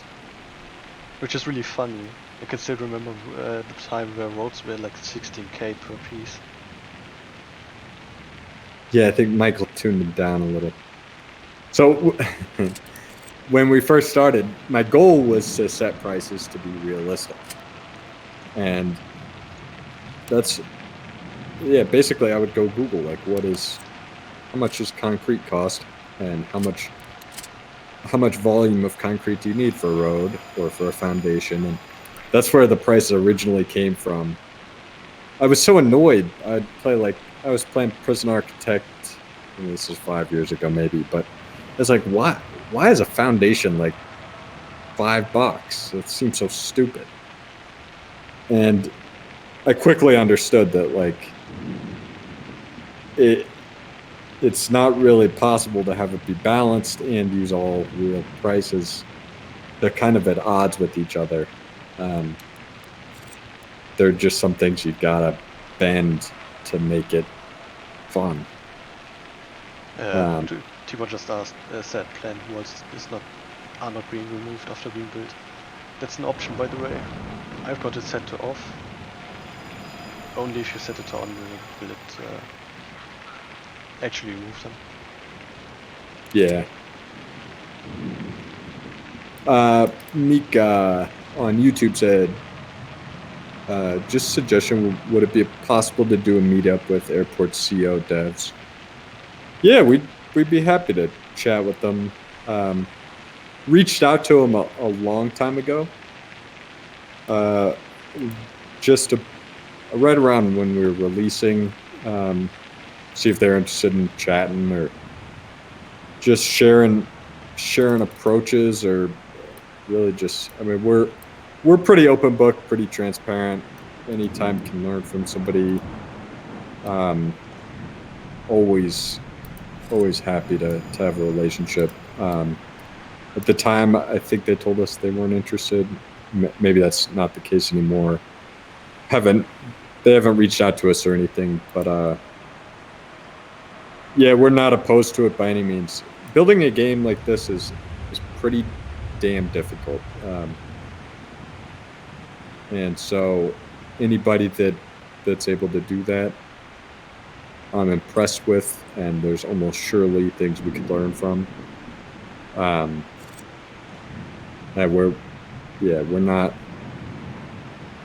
we don't think we're perfect by any means. That goes for, we speak with Ryan he was the artist for Prison Architect, and they now have a couple of games out under his studio, including a similar game, Academia. We speak with him pretty often. We kind of correspond via email. We're a fan of all developers. I'm a fan of businesses. I mean, I talk to guys around here. We had somebody here cutting down a tree in my yard, and I was talking to the business owner, and we ended up talking about some local regulation about businesses, and I was telling him some advice I had received on it. And I'm personally a fan of all business, and I love seeing people be successful, whether it's developers or landscapers. I appreciate people that work hard and care about their trade regardless. So yeah, we'd be more than happy to chat with them or stream with, whatever it may be. That said, we did try to reach out to them years ago. They were probably busy or just not interested, or I don't know, but we're totally open to it. Do you want the plant walls are only removed once the walls are actually placed? So I just tested it, and pretty much you just saw it, I guess. If you place the planning stuff, then the construction stuff, the under construction walls won't remove it. But as long as the option is enabled and the walls are actually placed down, in that moment the plant walls are removed.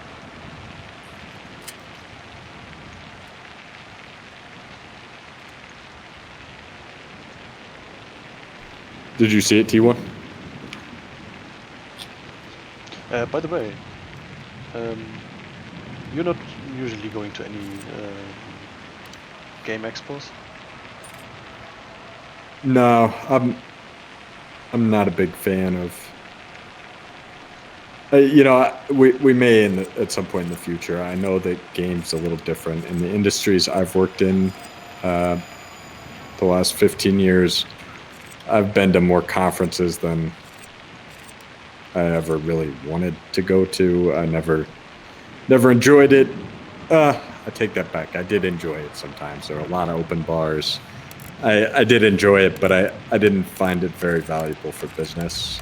I think games may be a little bit different. There may be more value. Might be something we'd do in the future.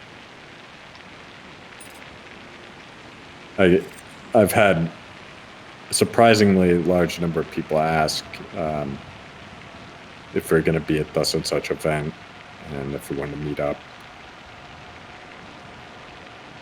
So at some point we probably will, but it won't be this GDC. It's also probably hard for me to come over just for GDC. I got Gamescom. Well, there's none. There is no GDC. Really? It's been canceled. Holy shit. But like I said, there's Gamescom in August. That's a little bit better to reach for me. Yeah, I think they postponed GDC. I think they may have it. It's tentative at this point. They called it a postponement, but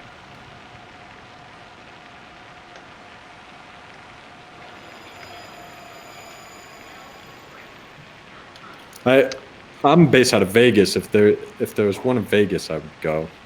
I'm not going to go to E3 though, or I've been to E3 before. I don't know. I've been to a number of the conferences, just not any game specific ones.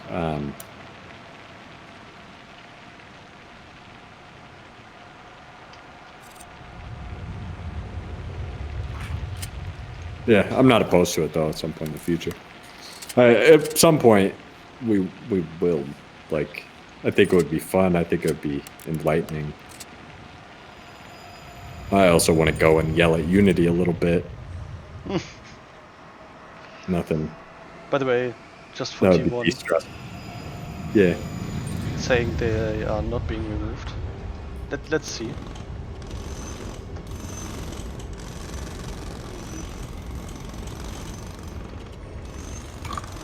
I'm not touching anything.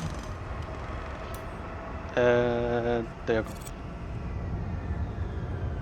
Like I said, if you have the option enabled, once they are placed, they will be removed.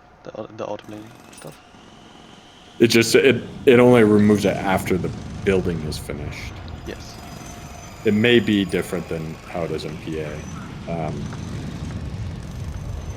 It makes sense. What I'm seeing makes sense to me though.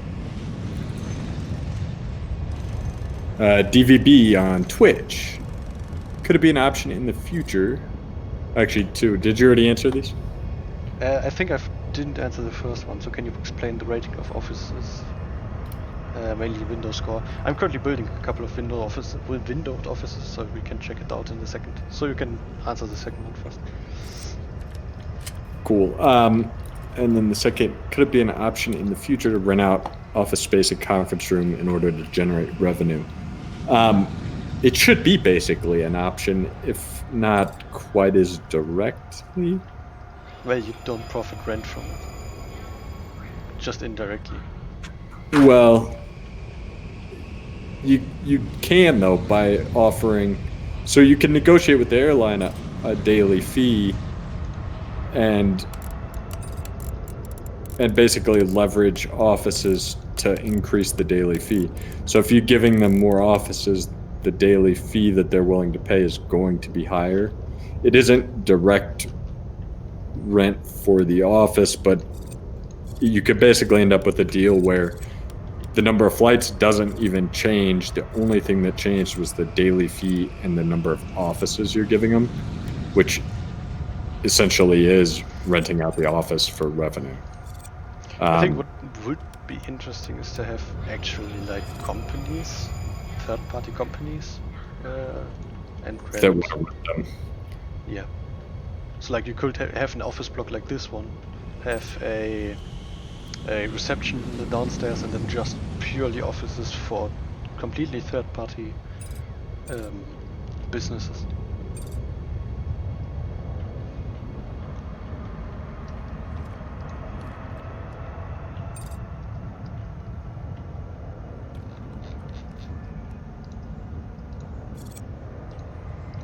Yeah, I'm not opposed to it. And then in terms of the Windows thing, he's building it right now. I'm pulling up the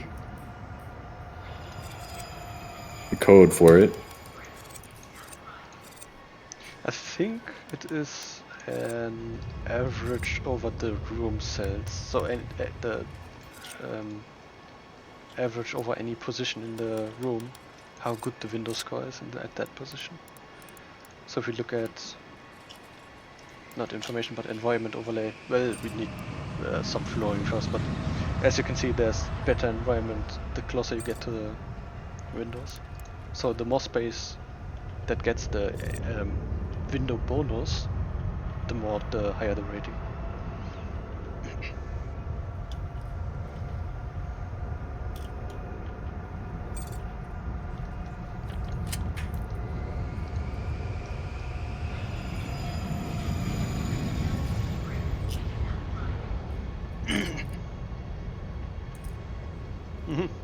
T1 just said he's gonna go for the night. I enjoy playing very much. I hope Arthur and Michael will be more available on Discord. I'll try to start logging in a little bit more. I don't know if we're going to be able to convince Michael, though. Also, good night. And if you have a moment, but I guess you already did, definitely review SimAirport over on Steam. Yeah, anybody that hasn't, if you would consider leaving a review, we would certainly appreciate it. I always like to write if you're having fun and think we are doing a good job, which I hope you do. Definitely leave a review for us. But yeah, have a very good night. Always good to see you around.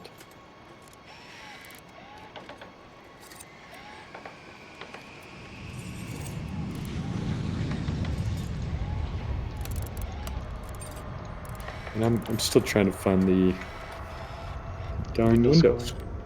Yeah, I'm not seeing it.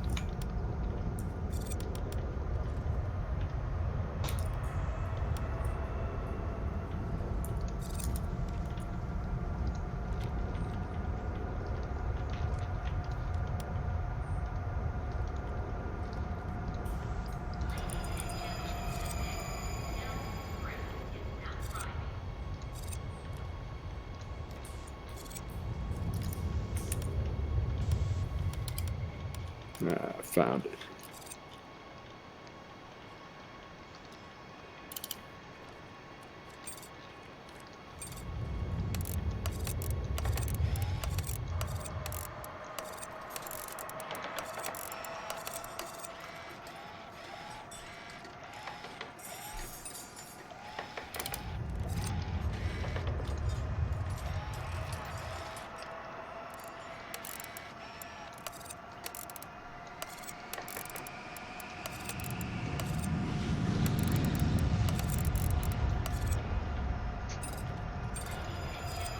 What Windows score did you get? Well, that's hard to check.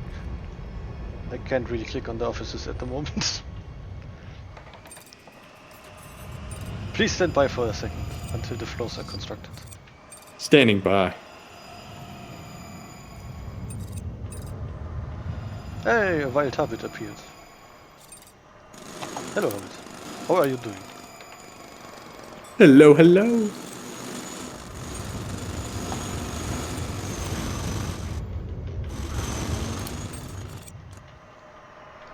So this standard cheap as fuck office. Ah, never mind. It's still the construction project. Soon. Standing by. Waiting.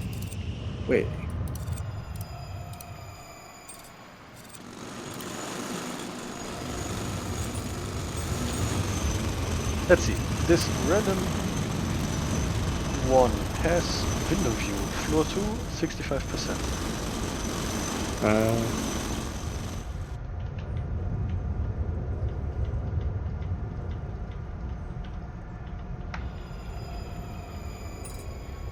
Can you? I want to count cells. Hmm? Can you zoom in? I want to count the cells. That's 3? 3 by wide and 5. 3 by 5. Environment is really bad, but that's just because there's no plants.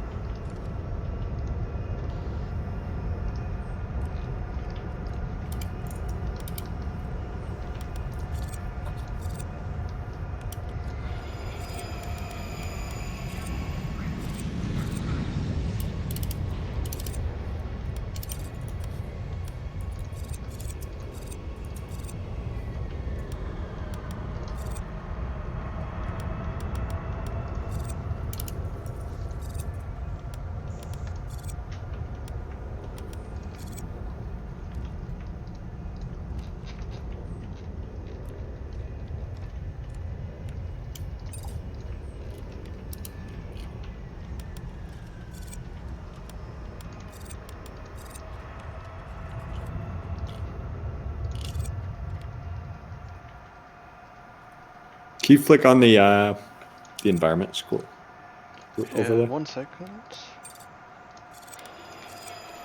The floor is supposed to matter.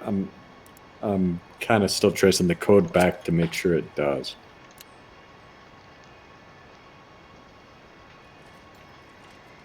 It's supposed to though. And it Floor for window view.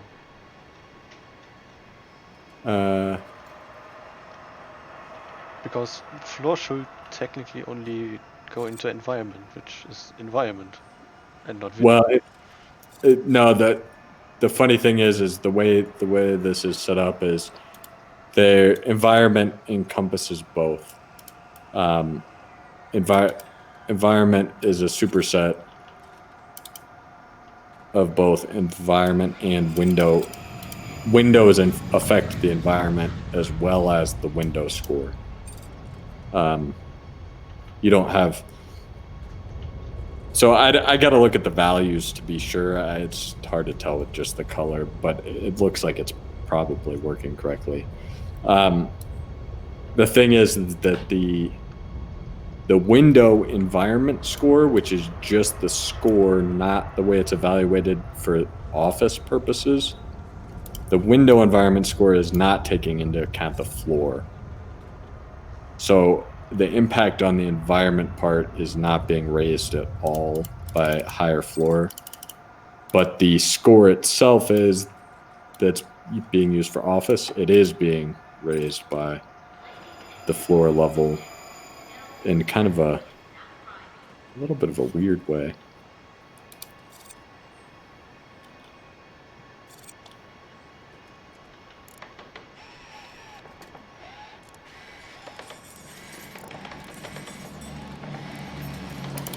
The main two things taken into effect though are if you have a window overlooking a non-outdoor area,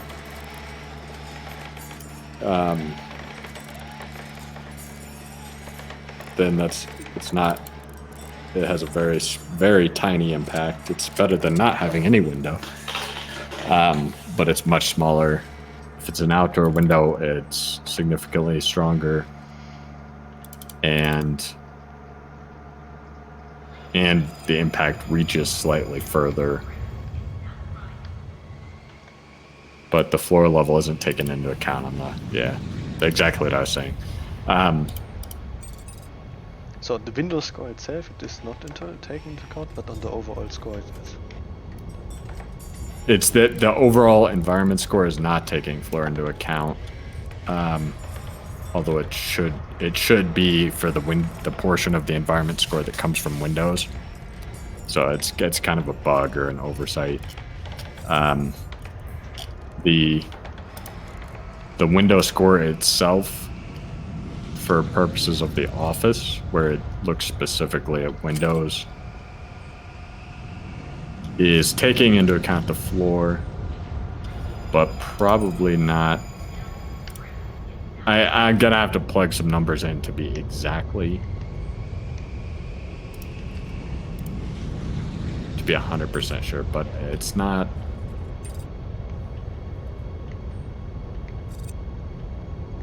One minus the count. Strange.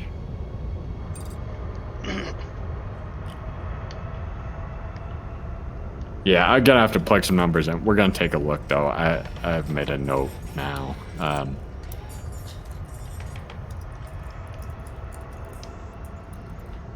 So if I wanted more detailed answer after Arthur is putting in some numbers,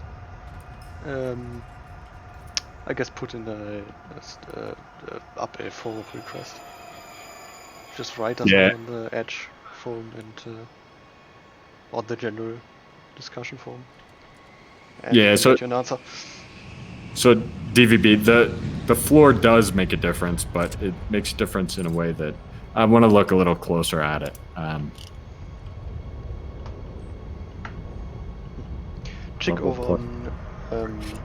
It doesn't make. It's not making a. The logic is probably not quite sound. It does make a difference though, and it's going to be effective. The higher window will improve the score, but I think it's probably like a little bit too tight the way it's set up. So you probably, to get the full benefit, you probably have to be 5th floor overlooking outdoors, which is kind of logical, but it shouldn't be a linear slide. It should be some kind of non-linear slope. Yeah, if you post in the Steam forum, you could just post in the general. I've got it on the list. We'll get it looked at early this week. It won't take a whole lot of time, but one of us needs to sit down for probably 30 or 40 minutes and plug in some numbers and make sure that the math lines up with what we see visually. Chick just joined us over on YouTube and Discord. Wrote, I just back from zoo. And the zoo? Yeah, and on YouTube he just wrote, Arthur and team, congrats on release. Thank you. Hope you had fun in the zoo.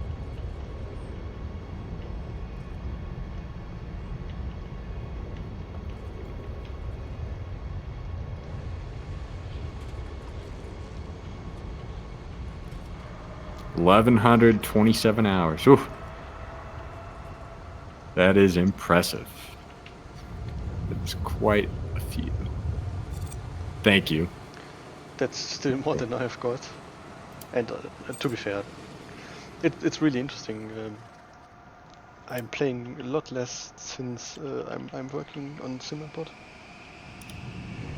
So most of the time, or like the second half of it, is pretty much just from me testing with the Steam client enabled.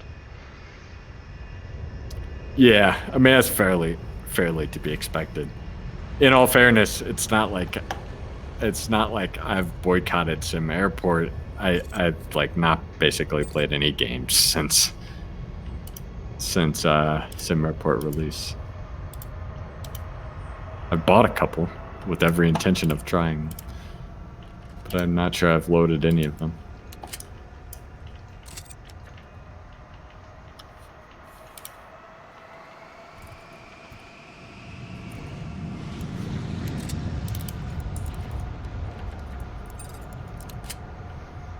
Yeah, looking at that a bit, I do. It's slightly, the slope is just weird. It is working though.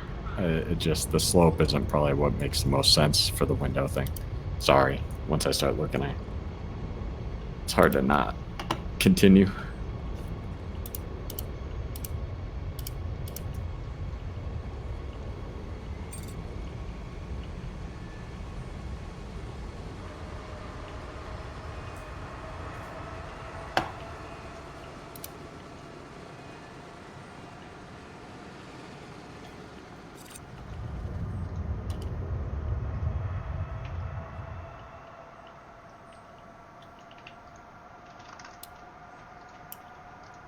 Damn it. I have to negotiate away 10 offices, and this airline already has 6, but they want at maximum 8.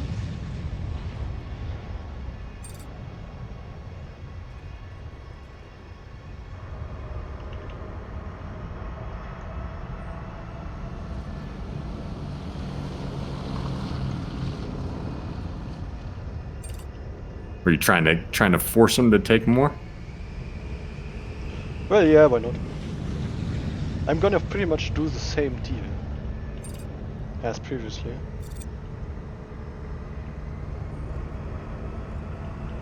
But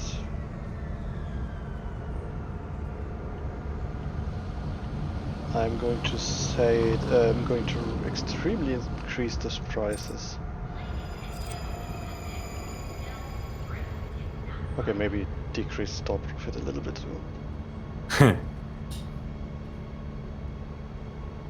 Oh, sorry, Euphemia. Road press fix at a toll booth. Over on Steam. Yes, I said, have you considered Sun and Fun Expo in Florida? Game could fit in the environment, a lot more fun than corporate conferences, maybe some smaller game ones. I think I may have heard of it. I haven't looked at conferences real close though. Almost every year we get a couple emails about, hey, you're going to be at GDC, let's set something up. This year, apparently, I'll have dodged those emails, or at least for the time being. Also, too, with just having, like I mentioned earlier, when we released SimAirport, I had 0 kids. I'm now up to 2. And so that's a whole, that's an extra handful to be helping the wife out with, and trying to get in there. And that's probably my second.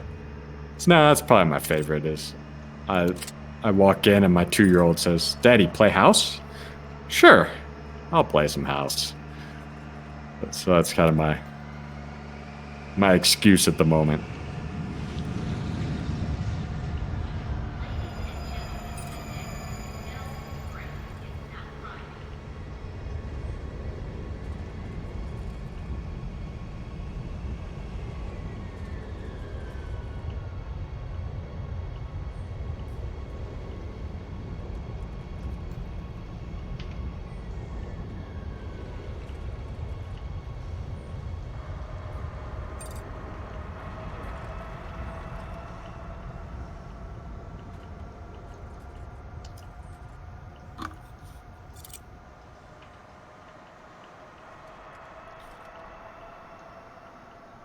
I think I already said DVB. You could just mention Josh or I, or really just yeah. I mean, you could just subject of window environment score, something like that. Basically, just somewhere we can respond back to you, and so that others can see it too. The vehicle AI. So There, I have started on this multiple times. Josh has started on it. There's at least one or two bugs that like, they're not even bugs. They're visual. The pathfinding quirks. Like they're not broken, but there's a few things that drive me nuts with the way they path.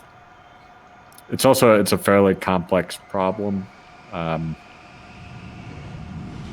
It's actually, yeah, there's, if we wanted to, we could spend all of the CPU time we have towards calculating optimal path. Like it's quite the problem domain. I didn't know that going in. I always wondered, why does Prison Architect not let you build roads? And I kind of get it now. But it's not like you can put the horse back in the barn.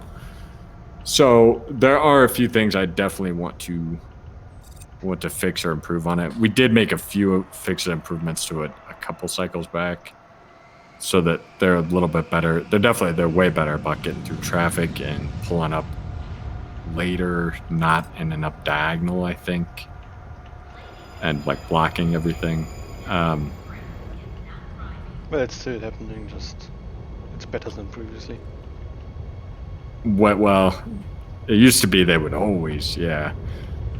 So I would probably call it way better. Yes, it is on our minds, though, is what I'm saying. Is we're definitely aware that's something that it needs some further attention. It's not broken in my mind, but there are a few like what they're doing right there is absurd to me. Why are they cutting in there? And that should be really a fairly easy fix too. It means the heuristic is wrong. Or sorry, the G cost is wrong. The heuristic is right. The G cost, the actual cost for the traversal is using the wrong number. Yes, we're gonna get it fixed. That one, it does it. Irks me.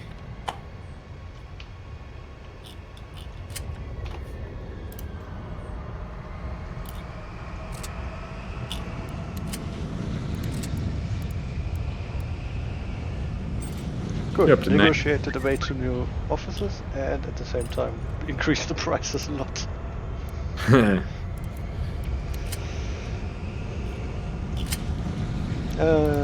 Next airline.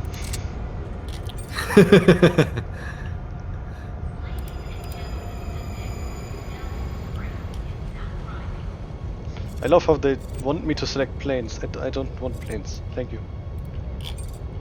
Just don't land planes for me. Just give me offices. Just let me. Yeah. Just let me give you offices.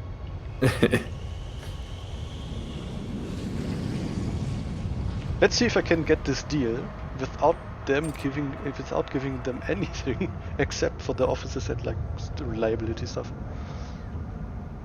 It's possible. Yeah, I'm usually pretty high on fuel and service reliability, which helps a lot.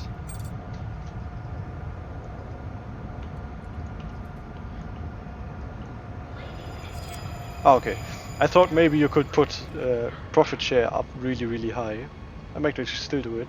If they don't have cafes or stores, then profit share doesn't matter. But it does take it into account. So you're saying we knew what we were doing when we put it together?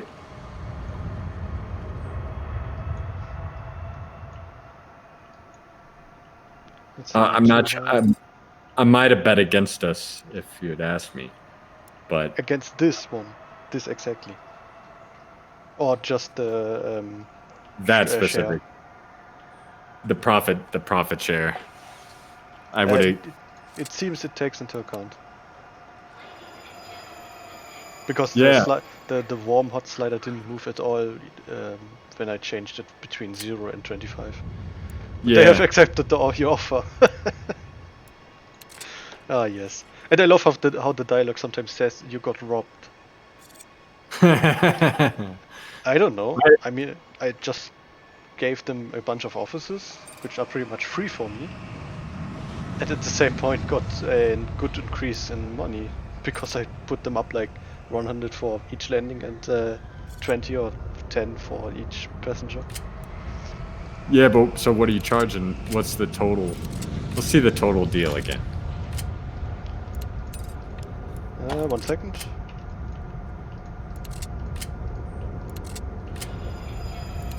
So DVB though, that's basically what he just did. Is he basically leased those out? And by leasing those out, I could increase the prices on the for the airline. So overall, my prices are 50, 25. So pretty low. Terminal usage income is really, really low. Looking at the airlines, Effort Air. Effort Air actually has a bunch of stuff, but they had it previously. I didn't change anything, expect the offices. And Yeah, they now have to pay 545. So 20 bucks more per passenger. And a daily fee of 1,000. And Aerotime, the second one, which actually said, oh, you got robbed, got nothing. They literally got nothing. They have 8 offices. They got the service reliability stuff, profit share, which doesn't matter because they don't have a cafe or store. Breach penalty 65,000 and costs of 540. but So previously, do they have flights? yeah, Oh, 9 yeah, flights. You can only negotiate with 8 flights. So they went up in. The only things that they got is offices. Yeah, but yeah, right. But you're not getting any money for the offices. You gave them. Yes, I get. I get. You're getting No, wait. the 40 to 25 delta is all you're getting. Yeah. So you got robbed. No, that's 15 more per passenger. Yeah, I mean, but I don't. We'd have to see what the passenger count is. But for 8 offices, you're probably leasing those offices at. Well, I have faith in that logic, and I suspect that you're leasing these offices at under what their market value is. Do you mean if you care about how much you lease them out for? Because in this case, I literally only care to finish the government grant.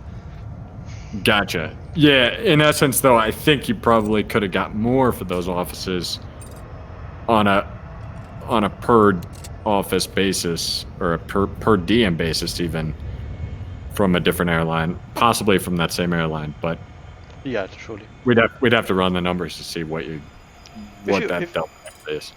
If you take the time and fine tune it, you can get way better results. But if you just want some offices, bam. But I think you had office space. You just want to get you just want to. I just wanted to get the grant done. But I think what the idea DVB has, which I think is pretty neat actually, is you can just click on the office and instead of assigning it to an airline, just say rent it out, and then some random company rents it out, gets the contract and rents it. So it's the point in the negotiation stuff is it's nice, but it takes some time. And it's definitely. You have to go through the offers forward and backward. Yeah, I totally get that, and I don't disagree either.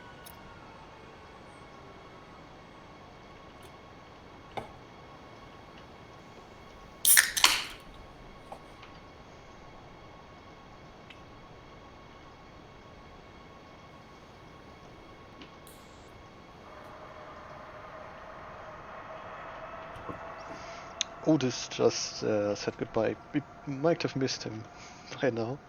If you're still around, hope you have a good evening and your internet is getting better. Yeah, I don't wish bad internet on anyone.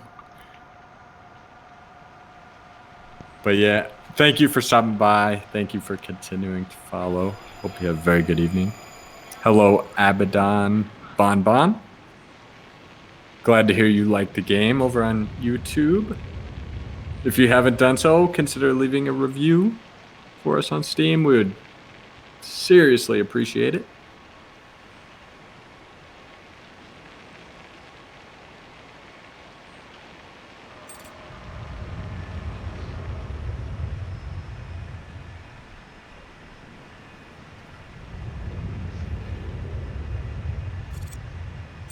time it was 12:30.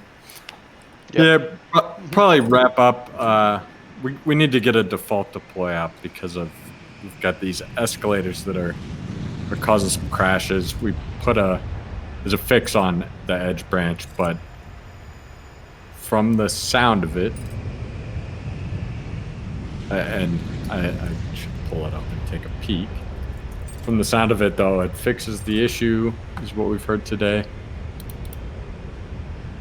And we want to get it out to everybody. Hopefully, it doesn't break anything. My game seems to run fine. Yeah, I haven't seen anything broken yet. Actually, yeah, it seems to be playing quite well.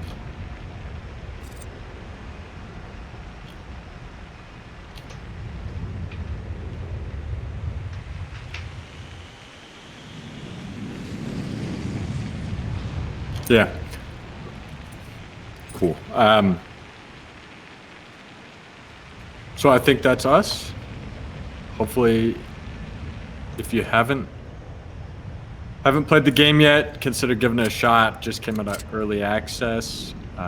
We will be adding more stuff in the coming weeks and months, but it's been 3 years in the public cooker.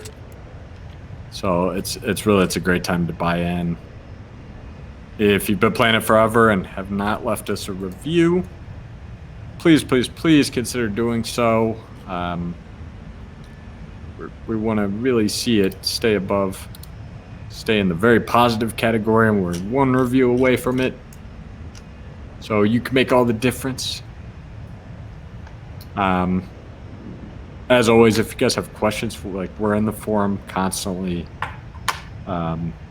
Email us, Discord, Reddit, yeah, Twitter. Yeah, we're everywhere. You guys know how to get at us. Yeah. Otherwise, until the next stream, and there will be a next stream.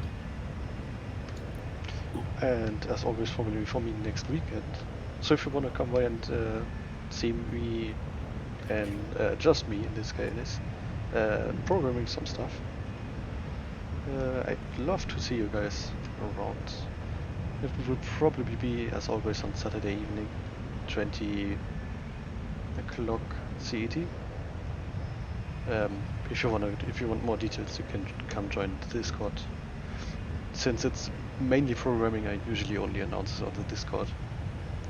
But if you like programming and seeing how maybe SimAirport works in some detail, and watch me do stuff, it's definitely go to. Yeah, it's a great opportunity to, if you have questions about how something works, or like he's in the code and he can pull it. I mean, most of the stuff we can pull up pretty quick. We may not be able to decode, the entire agent AI for you on the spot or anything, but you can often answer questions like that, and it's focused on mod stuff, but it's a very good venue for if you have any more technical questions. Even the window environment thing is the type of thing probably would be able to stop and look up real quick and give you a pretty decent idea what's going on. So it's great. I've been watching them. I would definitely recommend, if that stuff interests you at all, drop by. Cool. All right, guys. Well, thank you very much for tuning in with us today, and many of you for tuning in with us every month and putting up with us and really continuing to support us. We really appreciate it. And yeah, it won't be the last one. We'll be back probably a month or so with another one of these, and we've got some other new stuff coming too that you'll be seeing soon. So lots in store for you. But yeah, we appreciate y'all.